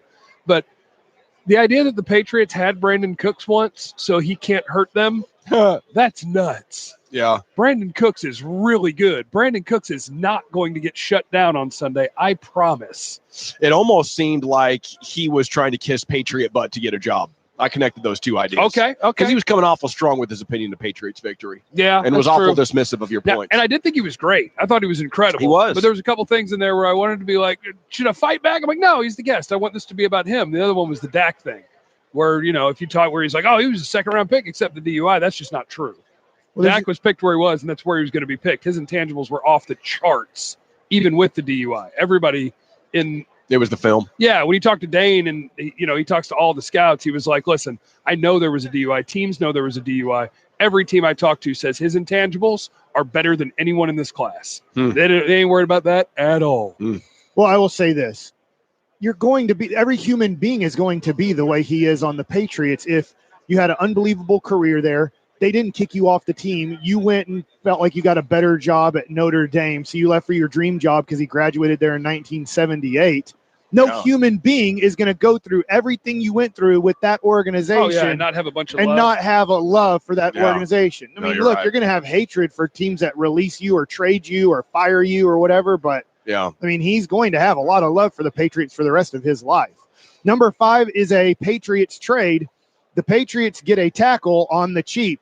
49ers trade offensive tackle Trent Brown and a 5th-round pick to the Patriots for a 3rd-round pick. Okay, yeah, if that's helping them protect, that's the good moves they make. All right, I'm going to stop right there and ask you guys this. Do you want the Cowboys to trade all their picks, and I say all because they only have a 2nd and 3rd, those are the ones that matter, for veteran guys that can really play? Patriots did it, and that really helped. We've talked about this, that there's this spot right now where teams value picks more than quality players.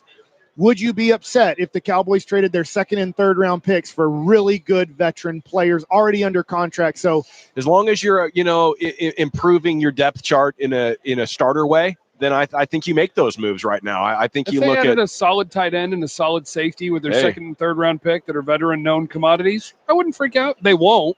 But no, I'd be on board with that. What about trading them for players still on their rookie deals? Is that can you still make that happen? Not impossible. With a 2nd rounder? I think that's more likely for the Cowboys. Not an impact player, but just a solid guy. Yeah, you can get Brandon Cooks. Yeah, right. I mean, I guess he ended up being a first. Yeah, you need a first for that one. Around the NFL, brought to you by WinStar World Casino and Resort. That's first down, right, Mike? That's pretty much it. They had, for some reason, 6 was Alex Smith trade, but that doesn't look like it's going to be too good. And then number 7 was that the Ravens trade up and got Lamar Jackson, which helped them make the playoffs this year. Absolutely. Yeah, I'm really excited to see how that goes next year. Okay, so much of what we've been talking about is the Patriots and Belichick and Brady. I thought Carson Palmer was great, saying, I don't think Belichick gets enough credit, and I don't think he meant to take anything away from Tom Brady. But, to me, it's fascinating because I'm going to bring up Joe Montana here on Second Down. And he talked about who's the GOAT and all that. And for my life and our lives, Joe Montana had a run of like 20 years where he was considered the guy. Growing up, Joe Montana was the GOAT in my world. Yeah, and now Brady's entering that. Now he's the GOAT. So those are the two GOATs of record for the majority of our lives. And the one guy who never got the love of being the GOAT, who might have been, he just didn't. I don't think he played as long as everybody. Steve Young. Yeah. Steve Young was freaking incredible. So how many guys are there out there, like if Steve Young had come to the 49ers and got to immediately start, right, instead of having to sit behind Joe Montana? Because the thing that Joe and Tom have in common are head coaches that made everybody in their entire organization the best version of themselves. Yeah. I just got through this part of the Bill Walsh book where he has taken over the job. And he has decided everybody in the organization is going to have a standard of complete excellence and expect perfection. We're talking about the way that the phones are answered, the janitors. So by the time Chick-fil-A style. By the time they got to their first Super Bowl year, they built championship habits across the board with San Francisco. I never knew about that until I read this book that Newey recommended. But I think that's similar to what they have going on with New England. And it's not only that the great quarterbacks get to play with a great head coach that brings out the best in him.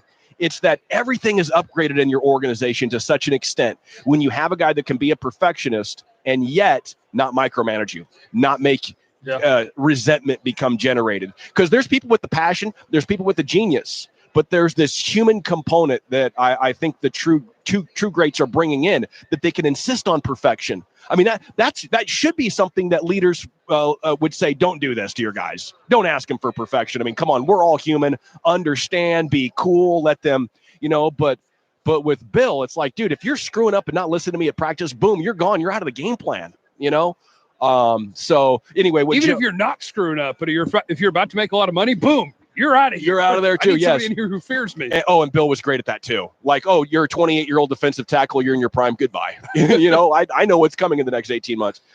He says there's a different feeling when you have to stand there. He was talking about comparing himself to Tom, and maybe this will be interpreted as shots fired. You're going to get hit in the face and then driven into the ground, and still you got to stay there and throw the ball accurately, which are two things that are not being done today. So the game at that level becomes somewhat easier for a quarterback, allows you to play longer in your career because you're not taking those kinds of hits consistently. That's true, week in and week out. I think it's remarkably different, but we already knew that. I mean, the passer ratings are just soaring. Yeah. They've made the game. That's why I think Kyler Murray can succeed in the NFL. If it was the 1980s, he'd have no chance of succeeding. They would kill him. But then he wrapped it up by saying, listen, it's impossible to compare eras. So to give anybody the GOAT title, he was kind of shrugging his shoulders. I think the fairest way to have the conversation is if it was wide open, what quarterback would you want first, right? Like declaring a GOAT across eras, across coaches, you can have your opinion. That's and even fine. Which one would you want first is impossible because I still have to time travel, right? Yeah. Because it's like, well, I don't want Wilt Chamberlain because he couldn't shoot the three. Well, if he was born 18 years ago, he would probably be banging down threes. So now I have to time travel with when they're born, how they train, and how the game is played. I know. So it's all impossible. Okay, around the NFL, brought to you by WinStar. Here's Jeff, right? Third down. This is kind of going to go back to Joe Montana because one of the things that's become a talking point kind of this week is Julian Edelman. There's a real weird thing going around where people are like, is Julian Edelman a Hall of Famer? Which the answer is no. Stop being stupid. If he has another couple of great years, he'll get close to Michael Crabtree's numbers. So no, he's not. But the postseason numbers for Julian Edelman, the lesson here is hang around on Brady's team. Do whatever it takes to hang around on Brady's team. He might be. The whole Steelers team's is in the Hall of Fame. That's a great point. They put 20 of them, it feels like, in. And the Cowboys only won 2 out of their 5 Super Bowls. So they only get like 3 guys in their era. Julian Edelman, where is he on the postseason receptions list? Catches made in the playoffs. 6th. Julian Edelman is 2nd. Behind Jerry Rice. Behind Jerry Rice. And that's the other side of this. Because after reading through it, I was like, Edelman. This thing about Edelman. But really, it just keeps bringing me back to Jerry Rice. And what a freak. I mean, this is that they weren't throwing it like they're throwing it now. And nobody can touch Jerry Rice's records. Edelman's got to catch 50 more balls in postseason play to catch Jerry Rice, and he's in 2nd. Number 1 is 150 something. Damn. Number 2 is 105. So everybody's probably down here from 105 to 80. There's probably a bunch of dudes, and they're all just looking up like, hey, there's that dude that played a long time ago. And it's that way in the regular season. It's that way in the postseason. It's catches, it's yards, it's touchdowns. It doesn't matter. Jerry freaking Rice, holy cow. Yeah. But yeah, Edelman will he is 44 yards right now behind Michael Irvin for second in receiving yards in the postseason. Michael Irvin is second, and Julian Edelman's about to track him down. And Julian Edelman could break punt return records on Sunday as well. If he returns 3 punts for 28 yards, he'll have the most returns and most yards in Super Bowl history. Play with Tom Brady. Do it for a long time. You'll have postseason records. Absolutely. There it is, around the NFL, brought to you by WinStar. Text the word father to 72881 like Luke, I am your father, Father. It's your chance to win $1,000 right here. Man, every hour, 16 past the hour. Since you said Luke, it just reminds me of Luca. Right now at Madison Square Garden, they have big screens up just with big pictures of Luca. As in, like, Really? tonight, come to Madison Square Garden to see the Little Knicks versus huge picture. The Dallas Mavericks, and Luca is in New York. So, I mean, he's on the really scene. big. Skin told us about on the Northeast how big he is. Yeah. I mean, they are making it like LeBron is in New York tonight. Yeah, it's quite a breakout performance from Luka to take it to this level. Now you really feel like the NBA's next superstar is on your team, and you know everything is trending up from here. Okay, father to 72881. That's your winning time. Coming up next, Mike Fisher's going to join us for everything you need to know about Cowboys and Mavs right here on The Fan. All right, Tolos, not all security cameras are equal. DFW Security Video Analytics Service, powered by Alarm.com, uses artificial intelligence to make sense of what your cameras see in real time. It can tell whether an object in your driveway is a person, an animal, or a vehicle. You're going to get alerted when a vehicle stops outside of your home with this video analytics service, but not every time a vehicle drives past. You're going to get notified when someone lingers on your doorstep, but not when the mail is being delivered. It's that simple with DFW Security Smart Security Camera Package powered by Alarm.com. Here's what you're going to get. Great package here. You're going to get DFW Security Smart Home Hub. You're going to get a doorbell camera with two-way audio. When that thing rings, I immediately get notified on my phone that somebody has rang my doorbell, and I can speak to them from my phone even when I am here in Atlanta and they are there in Dallas. 2 HD outdoor cameras with video analytics, and the first 10 callers to call right now at 888-507-2344 and mention my name, Mike, you get free professional installation and free equipment. Both of those things for free at 888-507-2344. All you pay is the first month of service to get started. Less than $2 a day. 888-507-2344 or dfwsecurity.com.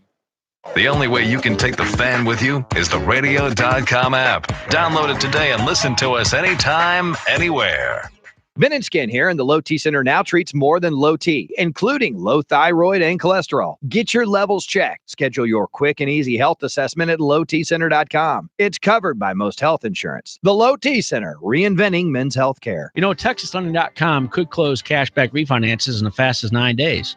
Unfortunately, the law says we can't close it until after 12 days after application. And that means you can call TexasLending.com right now to get one of the fastest cashback refinance processes you can see in the state of Texas.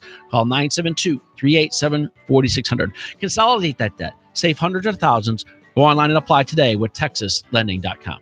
4100 Alpha Road, Suite 300, Dallas, Texas, 75244. NMLS number 137773. Equal housing lender. Texas. Welcome to Save Yourself with Geico. You say goodbye to somebody. Okay, bye. But then, unfortunately, you both walk in the same direction. You couldn't save yourself from the thick stew of awkward this situation delivers. But you could save yourself hundreds by switching your car insurance to Geico. Yes. You could save on motorcycle, boat, and RV insurance too. Nice. Plus, the Geico Insurance Agency could help you save on homeowners and renters insurance. While your choice of walking direction has become your biggest problem, you should know Geico is the second largest auto insurer in the country. Okay. Geico even offers 24/7 access to licensed agents and emergency roadside service. So, weather. Ah, and now you're resorting to local weather talk. Speaking of, your local Geico agent could help you save even more, like with federal and military discounts. You couldn't save yourself from a goodbye, oh, hello situation, but you could save yourself hundreds with Geico online, over the phone, or at your local office.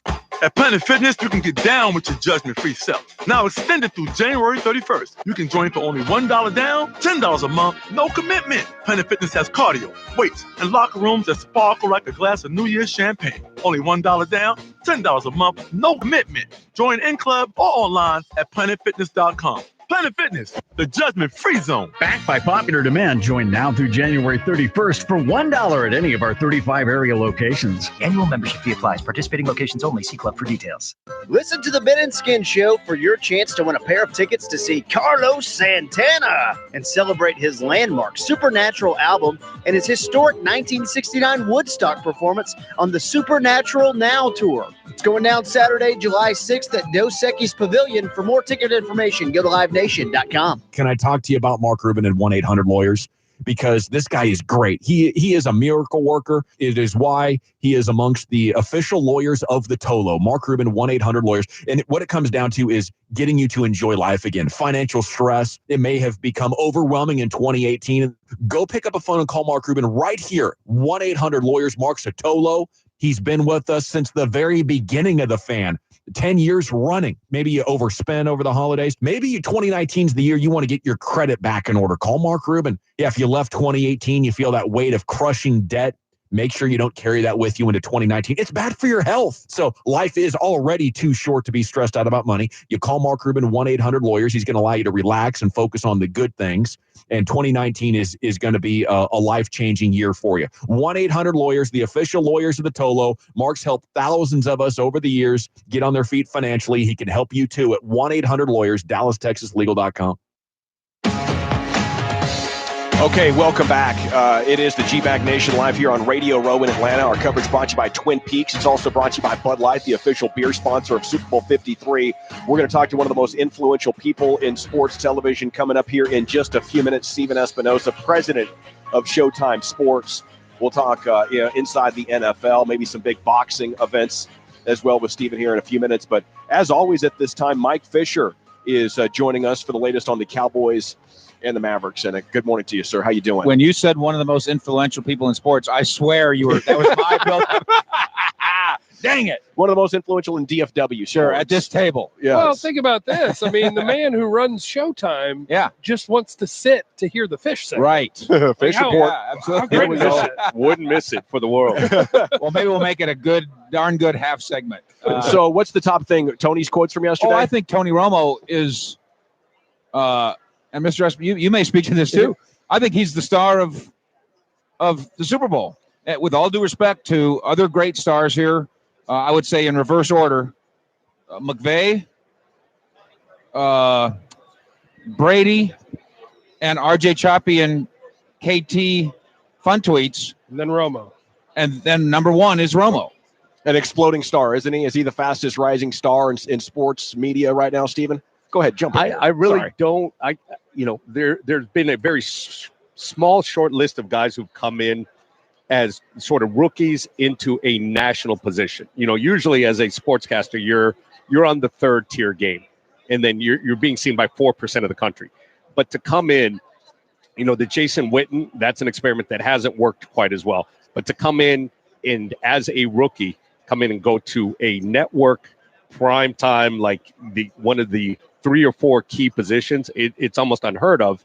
And then to be successful at that's even more rare. What people don't remember about Aikman is for a year and change, he went to Europe with Brad Sham and did those Europe, whatever that league was called. Right. NFL Europe. It may have been called that. Yeah. And got his chops.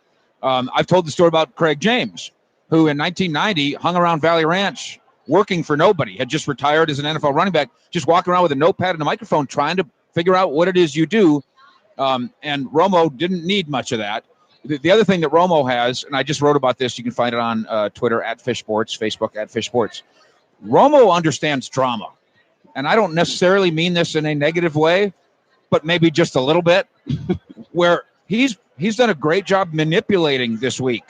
Here's a story over here about how he got a head coaching offer. Hey, there's a leak over there about how he almost came back to the Cowboys. Hey, there's another leak over here about there's 3 teams that called him about quarterback. And then he commented how to fix the Cowboys. And then he comments on a perfectly innocuous question about how could the Cowboys be better. And had anybody asked him, how could the Chiefs be better? Or how could the 49ers be better? He would have answered the question. But doing it the way he did it with a passive-aggressive non-answer is, I don't mean this as a dig. Well, and the whole time he's sitting there going, "Oh shucks, oh shucks." I don't really know anything about all this. Oh shucks, but I'm going to double my salary by oh shucks. You need $4 million to $8 million, and I'm going to get other networks like Showtime wanting to know if they would be interested in my services, and I'm going to put a little heat on anybody that ever put a little heat on me, like my former best friend Jason Garrett. Very clever, very manipulative, very dramatic. Yeah, I mean, that's showing some pretty good business chops, isn't it, as far as leverage and negotiation, stuff like that. I think Tony Romo, a fast learner in many ways, and, including navigating a post-playing career job market. What else going on, Fish? What do we need to know about? Let me do one more thing on him. Okay. And I take us back to his semi-retirement announcement that was not planned by the Cowboys. Yeah. It wasn't approved by the head coach. It was a player holding his own press conference, maybe even in spite of the head coach, who probably would have advised him, no, you're not the story today. We don't need a press conference from you. And he just took over the star and did it on his own. And this takes nothing away from him as a broadcaster or a person or anything else, but he is a scene controller. He is in charge, and everything else so far this week has, except for karaoke nights with the fan, has been pretty secondary. All right. Anything good on the Mavs or anything? Are they going to get involved in any of this stuff? The Mavericks play at the Knicks tonight, and so this will be the final crowning of Dirk Nowitzki, who considers that building, Madison Square Garden, to be his favorite place to play outside of the AAC. And he's averaging basic 3.7 points a game and playing 10 minutes a game. So I don't know that he's going to do something special tonight, but wouldn't it be special if he did? And if he just scores 2 points, he's going to get a standing ovation from the very knowledgeable Knicks fans. And then this will be Luka's first game there. And there is a billboard outside Madison Square Garden right now, advertising, buy tickets for tonight's game. Come watch it on TV, and guess who's on the billboard? It's Luka. Luka. Mm-hmm. Yeah. Not a Nick. Luka. Pretty impressive. Very taking impressive. over.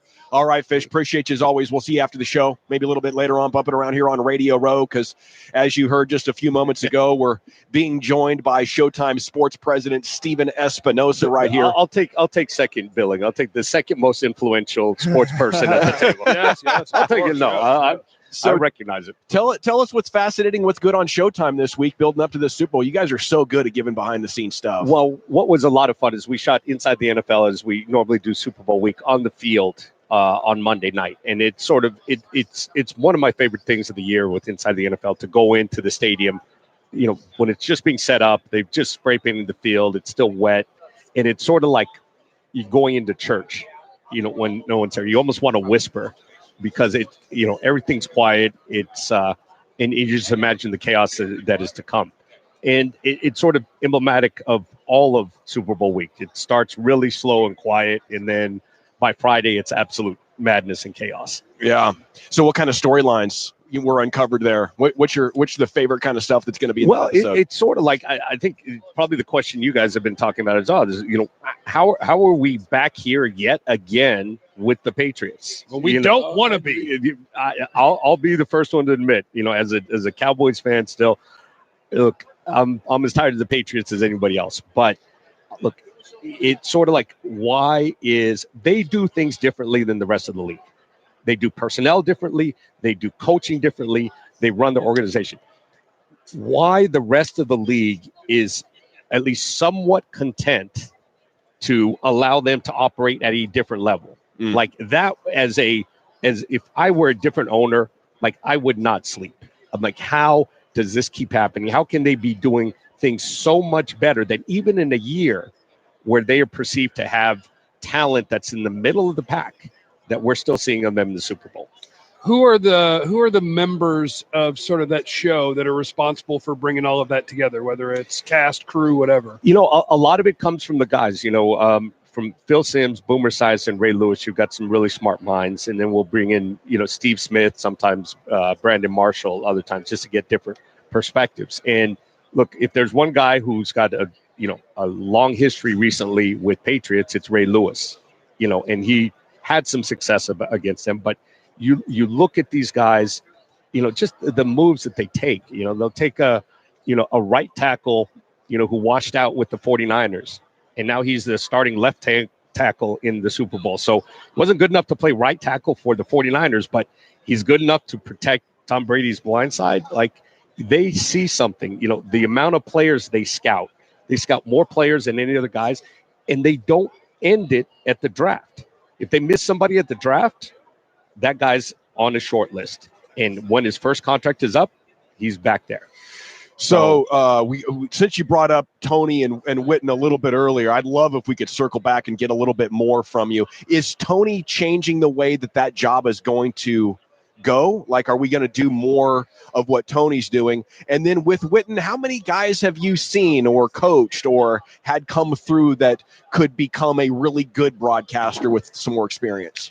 I've been in this job 7 years, and we try to refresh inside the NFL every couple of years. When I first started, I thought, there's probably 50, 100 guys who come out every year who can do this job. And it's simply not true. There's a handful of guys who are prepared, who have the skills, the presentation, and willing to do the work. Obviously Tony is one of them. Still you have to go back. I think Phil Simms was the last guy, don't quote me on it, but I think he was the last guy to come in as a rookie on a national stage, and that was 25 years ago. So, to come in and have the success, it's a big chance by CBS. Putting him out there the first week, not really knowing what you're going to get. But they're few or far between. Brandon Marshall is, he's great. I mean, holy cow. He's a guy that we probably interviewed 30 guys before we got to Brandon. And guys who are really well-spoken, really articulate, but they don't have the it factor. I mean, and Brandon's a guy who is well-spoken, articulate, but also has that it factor. Tony clearly does as well. And I think the interesting thing with Tony is he's obviously a little bit sort of known for the predictions, calling. That's great now. Will he still have that level of knowledge and awareness when he hasn't stepped right off the field? In 5 years when the schemes change, is that still going to be a gimmick, or is he moved on to developing something? Because not taking anything away from him, but when you step right off the field, it's all fresh in your mind, and that allows him to do what other guys can't. Steven, I have a boxing question for you, as we have Steven Espinoza of Showtime.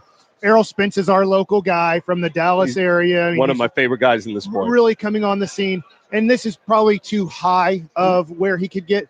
Can he get close to as popular as Floyd Mayweather was? In some ways, Errol is the anti-Mayweather. I've told him to start being a jerk. So you need to be rude and cocky. We need to sell here. He is as humble and polite and nice but I think it works for him. It works for him in a general way, and he's also the anti-Mayweather in the ring. I mean, he's looking to finish. He wants as short as fight as possible. Body snatcher. Yeah, he is a tough guy to the point at which it's getting harder for him to get fights. So I think it will be a very different path than Floyd Mayweather, but Errol Spence can absolutely be the face of the sport. What's the next big one for him? He's got Mikey Garcia. It'll be there at AT&T, stadium. It'll be a pay-per-view. And look, those are two of the top 10 pound for pound guys. Mikey's moving up in weight, but he's one of the most skilled boxers in the sport. And I think, this will be a big year for Errol because he is, the runway is clear. Golovkin's getting a little older. Floyd, maybe we'll see him, maybe we won't. Deontay is coming into his own. But there are 4 or 5 guys who have the opportunity to step into the spotlight, and Errol's definitely top of the list. Steven Espinoza here, Showtime Sports with us. You enjoy Atlanta? This seems like a cool place to hang out. It is, and nothing against Atlanta, but I'll tell you what, I think the Super Bowl should be in New Orleans every single year. I'm just saying, in terms of you can walk everywhere, good weather, great food, great drinks, music, entertainment. For me, that was the best Super Bowl experience I've had. Big parties this week. Who you rubbing elbows with, Steven? A little bit later, this is the first time Shaq's got a party this year. Cool. And he's got, Migos performing. He went out big. Nice. Wednesday night has traditionally been Jay Glazer's party, which is where you work out, where you right, exactly right. Yeah, MMA training. You got to train. Yeah, exactly. He's holding a pad. Everybody's got to kick something coming in. Yeah. He yells at you for 5 minutes before you can come in the party, and you have to give him a tidbit of gossip before you go in, right? So he can report. But that's also funny the way this has progressed. The parties have become such a big part of this. In wandering around, I don't know if you guys got him. Was Lee Steinberg, who's sort of the godfather of modern day sports agents. You worked for him, right? I did work for him. Great memory. And he did the very first one in San Diego at the San Diego Zoo. And it was, and to see like he sort of birthed this whole monstrosity. And now you've got, $1,000 for a Maxim party, for a Rolling Stone party. Now they're not just sponsored things anymore. They're selling tickets to the general public. And now this is like, you got to go out there and save money to get party passes all week too. It's a phenomenal sort of business case study of what this week has generated into. Anything else to tell us about Showtime before we let you go, sir? Well, we've got a really interesting, there's a doc that we've got coming up in March that I'm really excited about. It's called Action. And we embedded with a number of sports gambling personalities. Some legal bookies, some illegal bookies, some odds makers in Vegas to see what this NFL season is like from a gambling perspective. And particularly now that everything is sort of shifting with legalized gambling. And I don't think anybody quite knows where it's going. I think my sense is it's even bigger than anyone thinks it is. If you look at, what I live in New York City, if you look at what DraftKings has done in New Jersey, they put out their data. A good chunk of their business is right along the border of the state because people are driving over the border, letting their phone register the location, putting in their bet, then driving back to New Jersey. Love it. Driving back to. I've done that with FanDuel before. Yeah. And it's fun. Like you cross the state lines. Yeah, right around the state lines. About 50% of their business is within 1 mile of the state line. It's fascinating. That is great. And that's going to be a documentary coming up on Showtime next month. It'll be a 4-parter, and we got some really, really interesting personalities. Steven Espinosa, President, Showtime Sports. Thanks for joining us again right here on your home of the Cowboys. It was great to see you in chat. Absolutely. See you guys next year. Thank you, sir. Baseball Nuggets next with Mike Bassick. Where are we going? We have our top 100 prospects in minor league baseball. How many do the Rangers have? But before we do that, Gavin, let's talk about help change the lives of thousands of local kids in our area with your donation. Donate that old car, boat, or motorcycle, running or not, to carsforkids.org. 100% of the net proceeds are going to go to the kids. You're going to receive the highest possible tax deduction for your donation, and the donation process is going to be fast and easy. Let's give kids a second chance to earn their high school diploma. Gavin, the number to call, 972-274-5437. Yeah, I mean, bottom line, kids need second chances. I feel like I needed some. My dad, he'd testify to that. I'm sure Abby's going to need some second chances. And, we'll do everything we can that's in our resources. But you know what? Sometimes life turns upside down on you. I can't guarantee over the next 10 years in her pursuit of a high school degree, I'm going to be able to give her a second chance. Who knows what could happen. So that's why I love knowing the Khan Academies are there, not just as a safety net for people that I know, but for anybody in North Texas. High school diploma is so important. Second chances so important, but you got to donate your old car, truck, or SUV to make this happen. 972-274-KIDS, carsforkids.org. Remember to write off the car, not the kid. Coming up today on the Ben and Skin Show, we continue our coverage from Radio Row. We got a couple of beasts. Michael Gallup, the Cowboys receiver, at 4, and then we'll get the latest from our old buddy Edwarder at 4:20. Roll home with Ben and Skin, 3 to 7 on 105.3 The Fan. Previous segment of The Fan was brought to you by State of the Art Weight Loss. Mike Bassick here, and you've heard me talk about the weight I've lost with Soda Weight Loss. Well, the Mavs have too. Soda is now the official weight loss and nutritional program of the Dallas Mavericks. SodaWeightLoss.com or 800-555-6521. Don't live with pain? Try chiropractic. The Joint Chiropractic. Affordable pricing? Walk-ins welcome. No insurance needed. Visit the doctors at one of our 26 Dallas clinics or visit thejoint.com. The Joint Chiropractic. Relief recovery, wellness. I can play basketball. I mean, not particularly well, so it might seem like a ridiculous thing to bring up. But when I started with SOTA weight loss, that's SOTA stands for state of the art. I told the nutritional counselors one of my goals was just to be able to stay alive. Yeah, really. And watch my son play basketball. But now, after dropping 176 pounds and keeping it off in maintenance, I can not only watch my son play basketball, I can play alongside him and not have to worry about leaving the court because I'm hurt or I can barely breathe. I really doubted that my goal weight was possible, but the people at SOTA continually gave me the plan and motivation to make it a reality, and now it is. So when you want to make your change a reality, make your way to one of the SOTA locations in Firewheel, Plano, Fort Worth, Southlake, Arlington, Dallas, or Frisco. You can also give them a call at 1-800-555-6521 or go to sodaweightloss.com, where you can see the more than 1,300 reviews with an average score of 4.9 stars out of 5. That's SOTA. Wait for it. State of the art. Our coverage of Radio Row from Atlanta is presented by Twin Peaks, Bud Light, the official beer sponsor of Super Bowl 53. And you can watch us in our Low T Center fan cam at 1053thefan.com/fancam. Specs would like to remind you that February 3rd is coming up fast. Are you ready for America's favorite day to scream at the TV? It's the holy grail of football, friends, and fun. So hurry into Specs and stock up for your big game party with lower prices on a stadium-sized selection of craft beers, fancy dips, and Specs excessive celebration-inducing gourmet snacks. Come get down-set delicious at Specs. Cheers to savings. Upgrading your bathroom? The Home Depot can help you upgrade that upgrade at the Winter Kitchen and Bath event. Right now, add the finishing touch with an exclusive Kohler Katoon faucet for just $89. It's available in a stylish brushed nickel finish, and you'll only find it at the Home Depot, Kohler's #1 retailer. So upgrade your bathroom and let the savings flow. The Winter Kitchen and Bath event at the Home Depot. More saving, more doing. Valid through March 24th while supplies last. We want pretzel crust! We want Pretzel crust fans, rejoice because it's back by popular demand. Little Caesars large soft pretzel crust pizza featuring a creamy cheddar cheese sauce, pepperoni, and a 4-cheese blend surrounded by a delicious salted soft pretzel crust for just $6.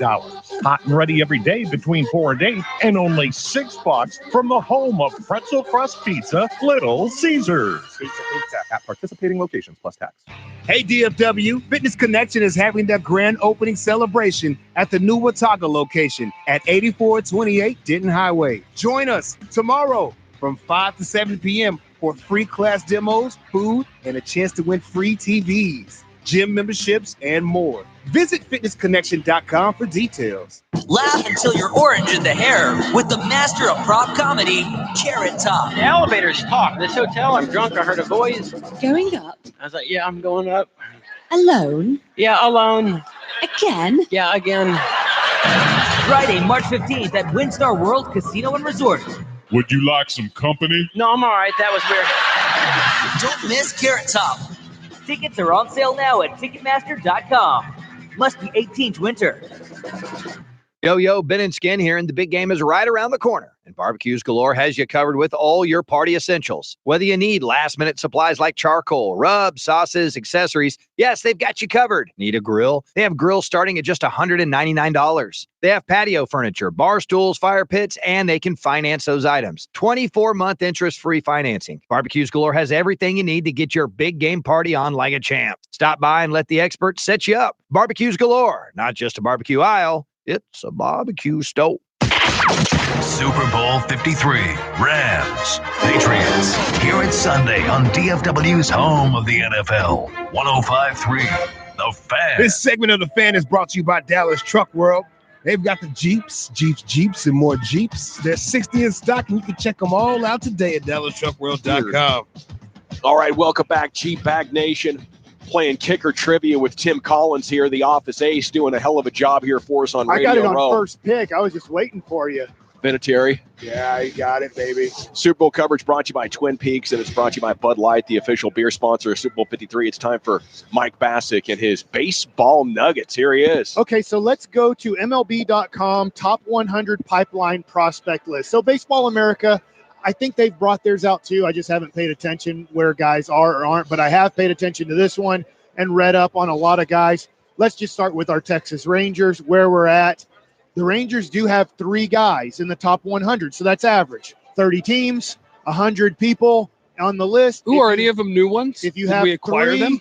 that would be average. If you have above 3, then you're doing better because each team should have 3. Now, there's teams that just have 1 or 2, and there's teams that have 6 or 7.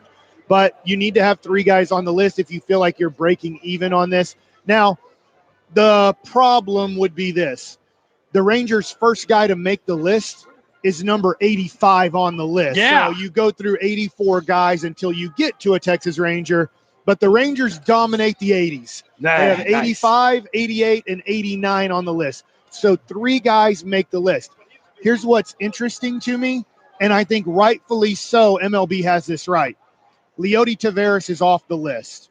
He's been on the top 100 watch list for 2 years, and I can't figure out why, because he's not doing good in low A ball and he's not doing good in high A ball, except the one thing he's doing really good at. He's really young.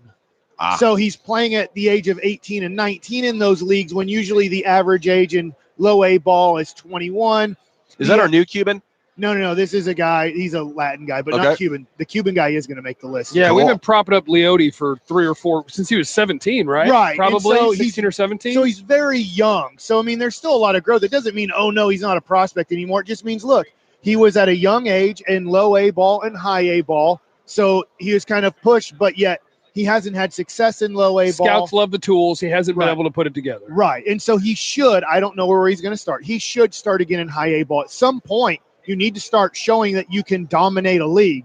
So maybe the Rangers push him to double A, but they shouldn't. If I was running the organization, I'd say, look, let's put him in a league where we think he can repeat, but do great and start having confidence that 235 isn't a successful season. Yeah. You know, or hey, if you're going to bat 235, that's fine. Hit 30 jacks, which that's not his game. Yeah. His game is supposed to be, he's going to be a guy who gets on base, who has some power, but like, hey, let's have him to have success so he feels good about himself. When he goes home, he's like, man, I dominated that league. I'm an all-star, a real all-star, not making fake all-star teams just because he's considered a high prospect type of guy. I mean, fun and confidence are so important for development in sports. Yeah. But hey, it's become a trend to push them into the big leagues, right? And get them almost trained up while they're young major league players. Is the same thing happening in the minors for a lot of teams where they're getting promoted? Not for guys that bat 235. Okay, Mike, for crying out loud, cut the guy a break. He's young. Yeah, he is. Imagine how much worse he's going to get when he can legally drink, though. He might end up being the best player for the Rangers. 5 years from now, he might be the best player on the Rangers. There's nothing to show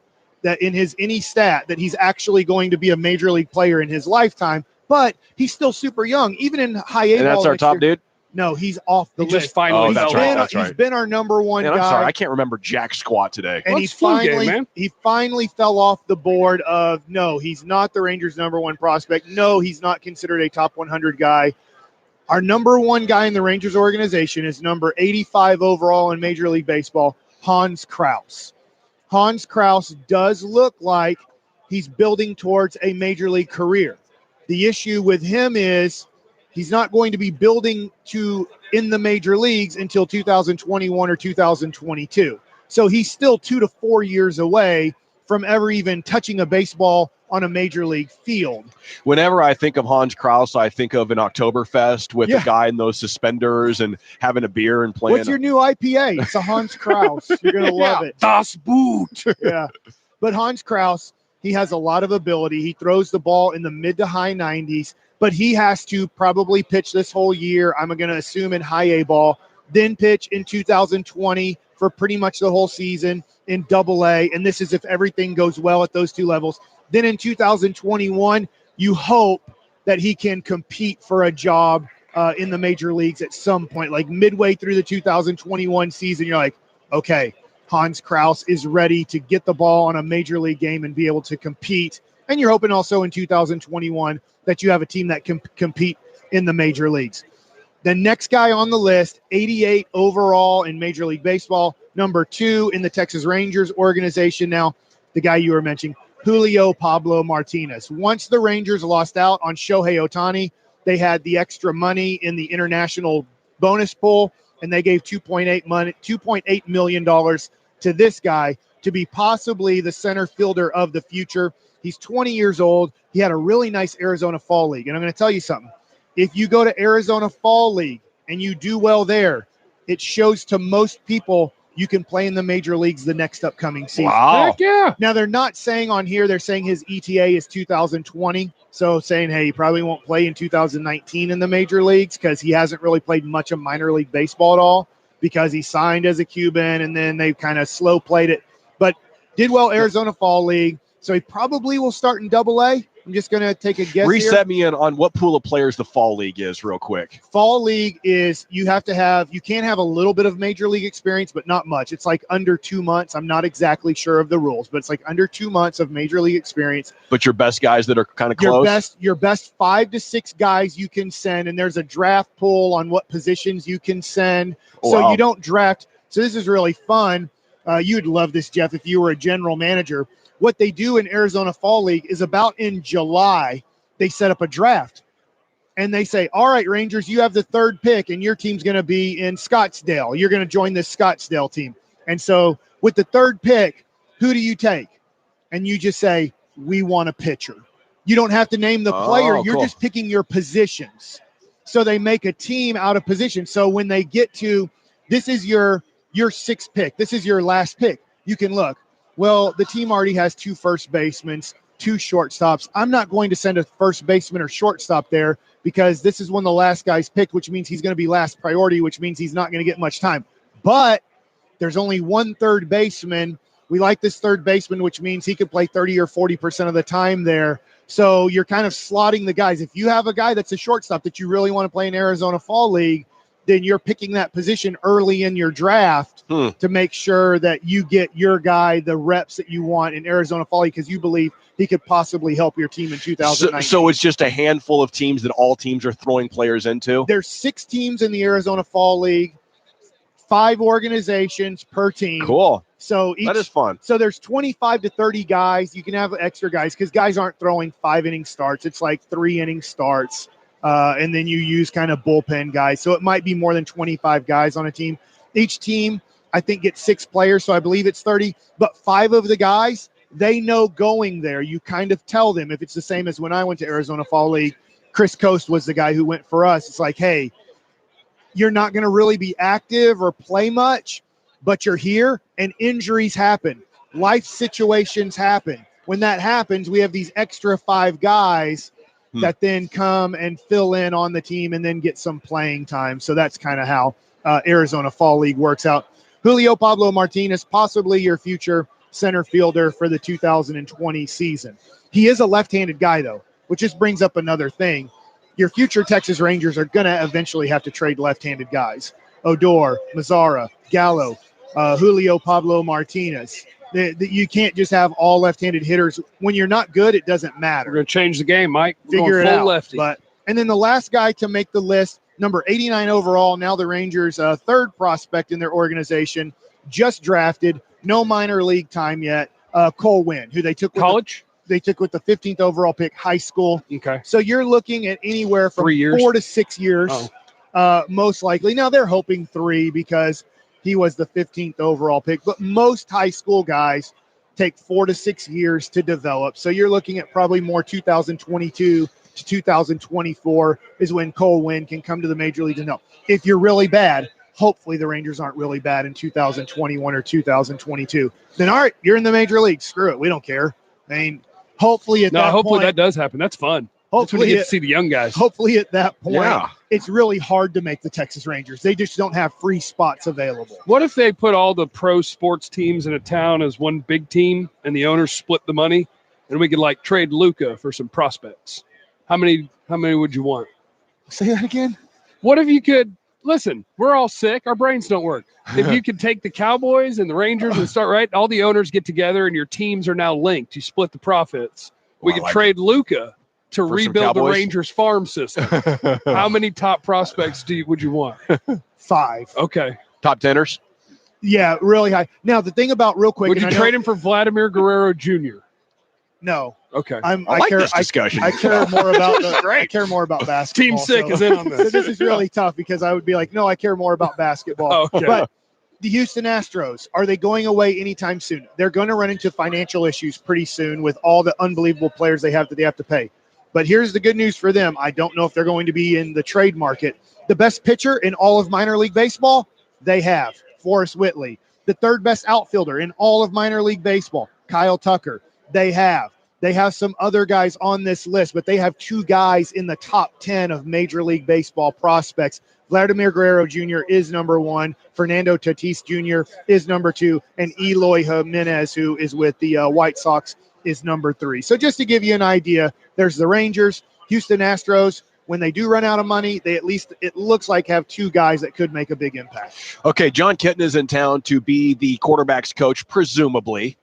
Who was his mentor when he got to the NFL? It was a man that goes by the name of Warren Moon.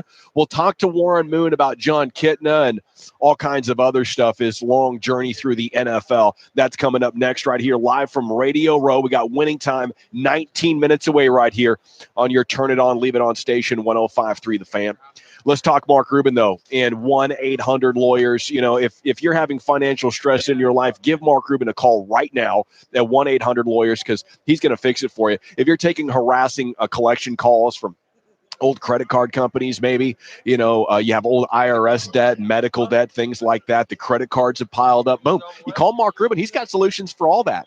If maybe it's not that bad, you just want to reestablish your credit here in 2019, Mark Rubin, he's got answers for that as well. He's been with us since day one. Mark Rubin is a Tolo himself. He turns it on and leaves it on. And if you have financial stress in your life, he wants to help you. And I want to see him help you because I know how important that is and how financial stress can break apart families and stuff. Number one reason that happens. So let's make sure it doesn't happen by eliminating financial stress. Call Mark Rubin at 1-800-Lawyers or go online to DallasTexasLegal.com. The only way you can take the fan with you is the radio.com app.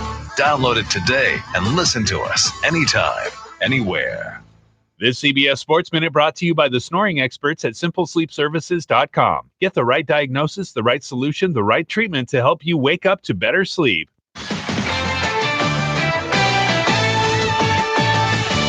This is John Feinstein with a CBS Sports Minute. Finally, there was big baseball news yesterday. The story broke in the morning. Bryce Harper was going to sign with the Phillies. According to the story, the money was going to be somewhere in the neighborhood of the $400 million that agent Scott Boras has been bragging about getting him. There was just one problem.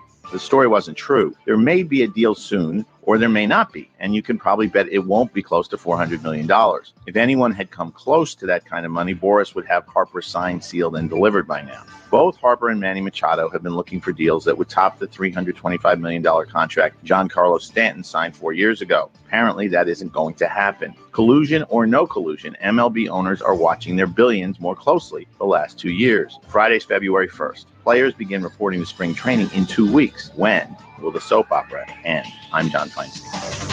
CBS Sports Radio. Now's the time to get those home projects done so you can relax and watch the big game. Let Home Advisor help you out. Whether it's a minor repair or a major remodel, just tell Home Advisor what you need and get connected with the best pros for the job. You can read customer reviews, check project cost guides to see what others are paying, and book appointments with pros online, all for free. Go to homeadvisor.com or download the free app so you can relax for the big game. O'Reilly. Right now at O'Reilly Auto Parts, pick up a 5 1/4-ounce bottle of Lucas Fuel Injector Cleaner for $3.99. Clean and lubricate your fuel system while increasing miles per gallon with Lucas Fuel Injector Cleaner for $3.99 at O'Reilly Auto Parts. Plus, earn double O rewards points on this purchase. Better parts, better prices every day. Limits apply. See store for details. O'Reilly Auto Parts. Well, the new year is here and you have all the debt. Now you got to get it refinanced. That's why TexasLending.com is here. Get a cashback refinance with TexasLending.com. For nearly 2 decades, we've been closing cashback refinances, and we are experts at getting them done. We can close that loan as fast as 12 days, and you can get cash out as fast as 15 days. Call TexasLending.com today, 972-387-4600, or go online and apply with TexasLending.com. 4100 Alpha Road, Suite 300, Dallas, Texas, 75244. NMLS number 137773, equal housing lender. What's going on, fans and Tolos? It is Troy Houston. Of course, you know I want to talk to you about Platinum Ford in Terrell. It's a short drive east of the Metroplex in Terrell off of Highway 80. They've been doing remarkable things, and now they're going to do more remarkable things in 2019. Isn't that right, General Manager Adam Vinci? Without question, Troy, here at Platinum Ford, we want to do anything and everything we can for the fans and Tolos. And don't forget about our website, PlatinumFord.com. Come see us and drive a little further to save a lot more at Platinum Ford. Have you heard Albertsons and Tom Thumb now deliver groceries to your front door?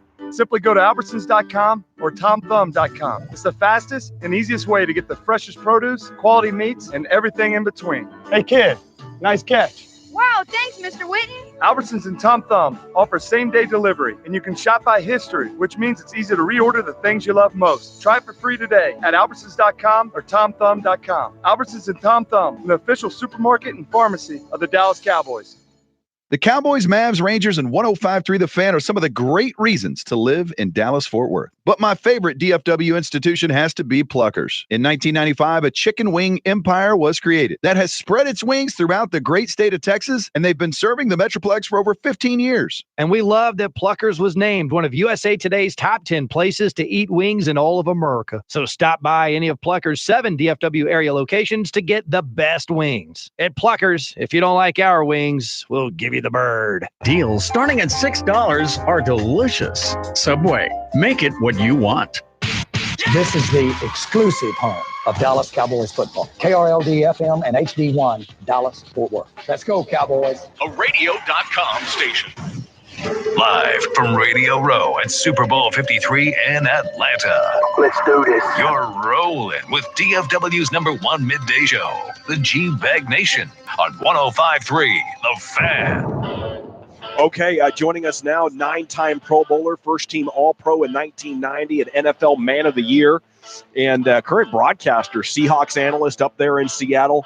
One of his stops in the NFL is Warren Moon joining us now on your home of the Cowboys, 105.3 The Fan. Good afternoon, sir. How you doing? Doing great. Yeah, it's Super Bowl time, you know? Yes. And this place is buzzing. So I can't wait to talk Super Bowl, but here's the deal. John Kitna comes to the Seahawks. Yeah. You're his mentor? That's not overstating it, right? Well, he was my backup, and I tried to mentor him as much as I could, and I like to think I'm successful because he had a pretty good career. He sure did. I don't know how much I played a part in it. Well, he had a lot of room to grow, right? I mean, did. He was one of those guys that wasn't really highly touted. Came from a small school, Central Washington, but, he had really good athleticism, very smart, a guy that just wanted to pick up as much as he could. He was like a sponge, and he just wanted to listen to him. Not only myself, but John Freeze was on our team at that time.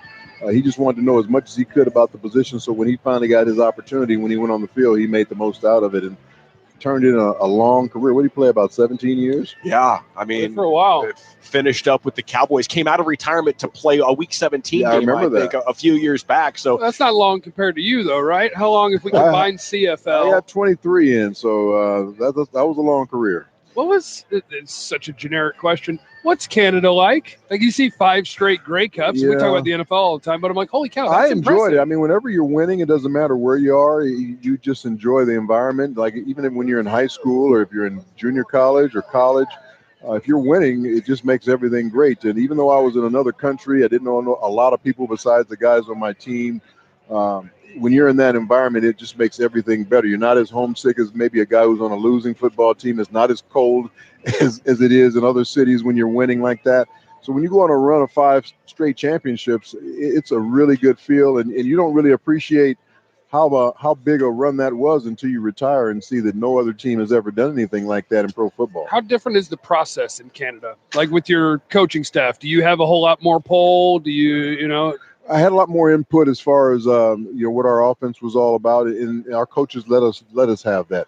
We had veteran quarterbacks along with me. When I first went there, we had 2 guys that were 35 and 36 years old, kind of at the end of their careers. That's why they brought me in as a young guy to kind of take over the reins. So those guys had a lot of input. They showed me a lot how to play the game because the Canadian football game is really different from the NFL game as far as how you strategize with 3 downs, 12 players, all those different things. So it was a learning experience for me that first year. How many Grey Cups did it take to get the NFL to call, though? Did they start calling after 3 or 4? Well, I think so. There's always scouts up there, and I would always hear that, this team was there, that team was there. But when you're under contract, they can't do very much with you. But you also know that they're interested because that's why they're coming.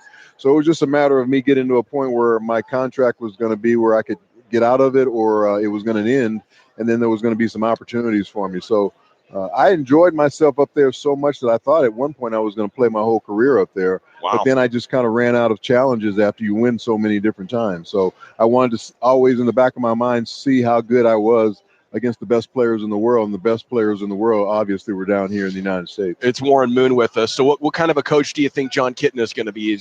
We're hearing he's going to be the Cowboys quarterback coach. They're kind of being secretive about the exact roles, but give us him, and obviously we're very excited about Dak and helping him take the next steps. Yeah, and if Kellen Moore is going to be the offensive coordinator, Kellen's going to be probably, 10, 15 years younger than John. Yeah.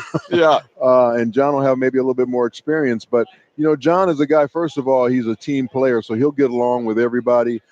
He's a guy that has a great personality, but he also knows how to be tough when he needs to be tough. So I think he'll be really good for Dak because he's a guy that knows fundamentals, he knows technique, but he also knows how to play the game in a free-flowing, fun style as well. So I don't think he's going to try and corral Dak as far as some of the athleticism and some of the free reigning things that he can do that make him special. Okay, so what do you think of Dak? And I think we're kind of hoping he can have a Russell Wilson trajectory. So by the late 20s, maybe he can carry the team. Where is Dak compared to where Russell Wilson was after 3 years? That's a better question. Well, I think there's a lot of similarities between the two as far, not so much in the style of the way they play the game, but you got to remember Russell played with a great defense when he got to Seattle. Our defense was one of the best in the league for 4 or 5 years in a row, and Dallas is starting to do that now. You see their defense has really ascended, become a top 5 defense. You see what happens when you put top flight talent around a quarterback. It makes his game go to another level too, because he can't do it all by himself. So you bring in an Amari Cooper. You already have Zeke. The tight end there is starting to emerge.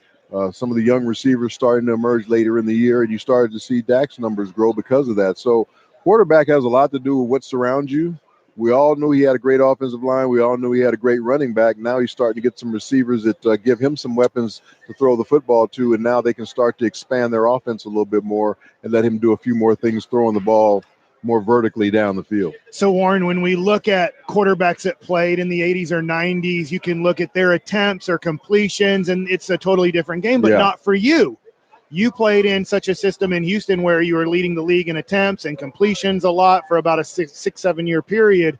So where do you see the game now, or why? Maybe a better question would be, you kind of played in a style of offense that's similar to today's game. How come that ultimately didn't lead to a championship in the late 80s, early 90s? Well, because we did it in such a free-flowing way, but the rules were still in place for a more physical style of football. You don't have the physical style of football with the receivers now that you have. The guys can come off the line of scrimmage now and not be touched after 5 yards. The big hits are eliminated now over the middle, so there's no intimidation by the receivers anymore. So it's a totally different game as far as quarterbacks with throw and catch, and that's why you see these numbers. 4,500 yards is nothing now. 5,000 yards. There's numbers of guys throwing for that amount of yards. So the game has opened up so much more, but it's not as physical a game as it used to be. The way they're protecting the quarterback, all those different things, I think, have made the game a little bit more wide open for the offenses. So this is a pretty interesting nugget that I didn't know that I want to ask you about. When the NFL did come calling and you ended up being a Houston Oiler, it says here that the starting quarterback from 1983, Gifford Nielsen, as soon as you joined the team, he retired and said, well, I know he's going to be the starter. So you just showed up and a guy quit? Or he retired. It's just like, he's like, well, no, I can't. Well, I think he got offered the news director at a TV station too, so that's a great opportunity. And I think he had played, what did he play? He had played maybe 6 or 7, 8 years or something like that. So he felt like he had a good career, didn't want to be a backup, and got a great job opportunity, so he took it. Now, where does the loyalty go for a player? If you're a Houston Oiler for a long time, they become the Titans. Now there is a team in Houston. Are you more of a Titans guy or a Texans guy? Well, I'm still a Titans guy. That's where all my records are. That's where all my history is. it's unfortunate, not only for me, but for, say, if you're a guy that only played for the Oilers, you don't have an identity anymore. You know, what's your identity that when it's alumni weekend and everybody else is going to their different teams that they played for, the Oilers don't have an alumni weekend. So I think the Titans now are starting to reach out to a lot of the former Oilers players to try and welcome them back in. But still, a lot of those guys live in Houston, and the Titans are in Nashville. So it really makes it tough for those guys identity-wise.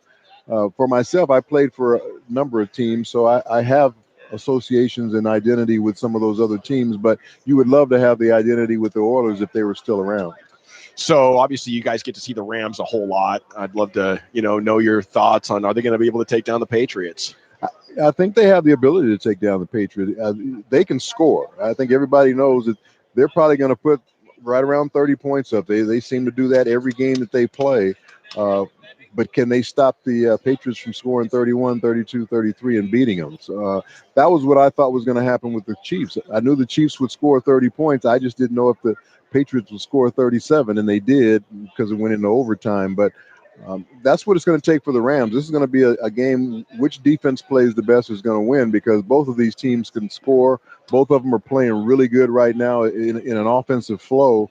Running and throwing the football, especially the Patriots. They have a great balance going right now with running the ball and Tom Brady with the passing game, and especially with the play action because of the running game being so good. So that's what it's going to come down to, which defense can make the big play down the stretch. And that's kind of what happened last year in the Super Bowl with Philadelphia. Neither team could stop each other. I don't think there was but one or two punts in the whole Super Bowl, but Philadelphia made the big play on Tom Brady knocking the ball out on that last drive, and that's what won the game for him. Another thing that's different from your playing era to this one that we talk about a lot is it seems like teams are offensively more interested in not turning it over than making big plays a lot. And I'm like, holy cow, so many short passes now. So, what do you think that's done to the game? Is it a better game now? I mean, the offenses are kind of grinding it down to darn near a halt, and we're not getting the turnovers going the other way, and we're not getting as many huge plays down the field. Yeah, because they all know that offense is such a big part of the game. All these teams can score, like I said, 30-plus points, so you don't want to give them the ball. You want to try and possess the ball as long as you possibly can, and the Patriots do it a lot with the short passing game, but they also do it running the football. And if you can keep the football for 6, 7, 8-minute drives, keep the ball away from the other team and score touchdowns, you have a pretty good chance of winning. It's the teams that have to settle for field goals when the other team's going to come down and score. It's almost like in basketball, the team that can shoot the most three-pointers compared to the team that shoots two-pointers is going to win the football game. Basketball game. So that's what you see teams doing now, especially in the playoffs, trying to keep the ball away from these high-powered offenses, but at the same time, they're trying to score points when they have the football. Okay, it's Warren Moon with us. You guys have seen the Cowboys a lot recently, too. It's been like 3 games in the last couple years. Yeah. What do they need to do to take the next step? It's the offseason. Do you invest in making a great defense like the Seahawks had? Do you want more weapons for the offense? What do you think? I think their defense is there. The biggest problem the Cowboys, I think, are going to have is keeping the players that they do have right now, because a lot of those guys' contracts are coming up. You got DeMarcus Lawrence, I think, is going to be a free agent this offseason. You got Zeke coming up next year. You got Dak coming up next year. Amari Cooper's coming up next year. So I don't think they're a team that's going to be out there looking for a lot of free agents to improve their team. I think maybe they could probably use a tight end. I don't know what their offensive line play is like as far as age-wise, but they've had one of the best offensive lines in football for the last 3 or 4 years. I don't know where those guys are. Need to get healthy. They're still young. Yeah, They're younger, healthy. Yeah, they just need to get healthy. Tyron's the old man. He's like 27. So I think defensively they're really, really good, but they just want to try and keep what they have. And that's going to be the big key, keeping those guys from free agency. Do you have enough money under your salary cap to keep them all happy? And then, Warren, we were really surprised. I think the country was really surprised with Seattle's success. Maybe people in Seattle weren't. No, I think people in Seattle were too. I don't think anybody expected a playoff team, but I think they expected the team to be competitive because that's just how Pete Carroll coaches. Where did they go to try to get back into the playoffs and compete with the Rams in the division? Well, I think defensively they still feel like there's some areas they need to improve on. A linebacker spot, another defensive end on the other side of Frank Clark to bring that pressure off both sides. But they have a lot of young players that they've been developing that they feel like are ready to emerge, and that's one of the reasons why they got rid of some of the veterans last year to let some of these other young guys show what they can do and also exert their leadership, and that's happened. So they're in good shape. They feel good about where they are right now. Maybe another top-flight wide receiver would help. Yeah, we were really happy in Dallas after the playoff game that you guys didn't open it up more and kept trying to hand the ball off. Yeah, we tried to stay with the running game, and that's something that we did the whole season after the first 2 ball games when we got off to a 0-2 start. But if that's your identity, you got to go with it. You got to give the Dallas Cowboys a lot of credit for shutting down our running game in that game as much as we kept trying to pound it at them. Would you rather their identity be our quarterback is really, really good? I would love to see them throw the ball a little bit more. There's no question about it, and not wait so late in the game to start doing that. But they have made a committed effort to running the football and establishing the line of scrimmage, creating time of possession. They want to control the time of possession, keep their defense fresh, so when they go on the field, they can just fly around and make plays. And that philosophy and that formula has really worked for Pete Carroll since he's been in Seattle. So I don't see him changing very much. They got away from it a little bit a couple of years ago with Russell throwing a little bit more than normal, and they didn't make the playoffs. So I think they got right back to this is what got us there, and this is what we're going to go with. Great stuff, Warren. That was exceptional insights, and it was great to catch up with you. It's an honor to have you on our show. You guys, and Thank you, good luck to the Cowboys. I didn't think I'd ever say that. There he is, Warren Moon, right here on 105.3 The Fan. We're going to come back and take a look at this Sports Illustrated story about Tony Romo. Does it change the way you look at his decision to step away a few years back? Text the word ball to 72881. That is ball to 72881. It's winning time. Chance to win a grand right now. And you got another one coming up at 1:16 right here on your Turn It On, Leave It On station. Yeah, we got that SI article on Tony Romo next on The Fan. The one place to grab The Fan wherever you go. Radio.com. Download it today and listen to us anytime, anywhere. The Dallas Boat Expo is your chance to get all new 2019 watercraft models on display. You can't get a better deal anywhere else. February 1st through the 3rd and then February 7th through the 10th. Admission is free Thursday and Friday. For more information, go to DallasBoatExpo.com. The new year is bringing incredible savings offers at Central Kia, highlighting the new family of SUVs. Receive $2,000 customer cash on the 2019 Sportage. Get more for your trade, bigger discounts, and amazing service at Central Kia, located in Plano off 75 and Parker. Online at centralkia.com. Dial 1-866-CENTRAL today. Based on $15.60 per month for $1,000 financed at 0 down 63 months at 3.9% financing with approved credit through Kia Motor Financing plus TTNL. See dealer for details. Ends 1/31/19. My life is like a browser with 25 open tabs. I have kind of a constantly plugged in thing. Any interruption could jeopardize the whole operation. So I got my internet service from AT&T because their customers rated their service #1 in reliability over cable. For $40 a month, I can get up to 100 megabits per second internet so I can stay up to date on the latest stuff going on in my world. It's soothing to know AT&T internet is rated #1 in reliability over cable. It helps me maintain my low stress thing. AT&T Internet customers rank their service #1 in reliability over cable. Switch and get up to 100 megabits per second for $40 a month. Limited availability. May not be available in your area. Check eligibility at att.com/internet. AT&T. More for your thing. That's our thing. New approved customers only. Includes internet plans 10 to 100 megabits per second. Early termination fee and other charges and restrictions apply. Speeds not guaranteed and may vary. Claim based on 2018 ACSI survey of customers rating their own internet provider's performance and reliability of speed and service consistency. Specs would like to remind you that February 3rd is coming up fast. Are you ready for America's favorite day to scream at the TV? It's the holy grail of football, friends, and fun. So hurry into Specs and stock up for your big game party with lower prices on a stadium-sized selection of craft beers, fancy dips, and Specs excessive celebration-inducing gourmet snacks. Come get down-set delicious at Specs. Cheers to savings. Valentine's Day is coming up, and Simple Sleep Services has the perfect gift. A dozen roses for your Valentine and a lifetime of better sleep for you both. Call 469-685-1700 now or visit simplesleepservices.com. Get in by February 14th to get those roses and a better night's sleep. Register at 1053thefan.com for your chance to win tickets to the Dallas Winter Boat Expo at Dallas Market Hall. The show will be in town February 1st through 3rd and February 7th through 10th. Tickets, details, and more info at dallasboatexpo.com. Gavin Dawson here for the Texans Can Academy. If your New Year's resolution is to help more people in need, Texans Can Academies can help you get that done right now. You can help change the lives of thousands of local kids with the donation of your vehicle. Cars, trucks, SUVs, running or not. It's the Texans Can Academies, carsforkids.org. 100% of the net proceeds go to the kids.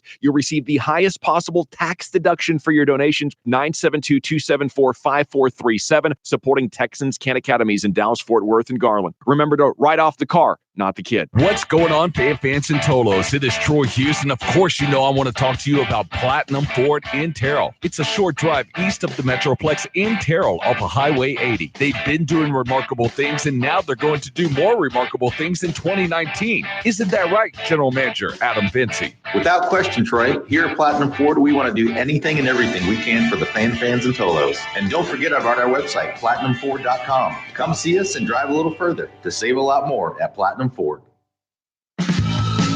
Welcome back, GBAG Nation. Hope you're having a great day. We are here live on Radio Row. Just had a nice conversation there with Warren Moon. That guy's got it going on.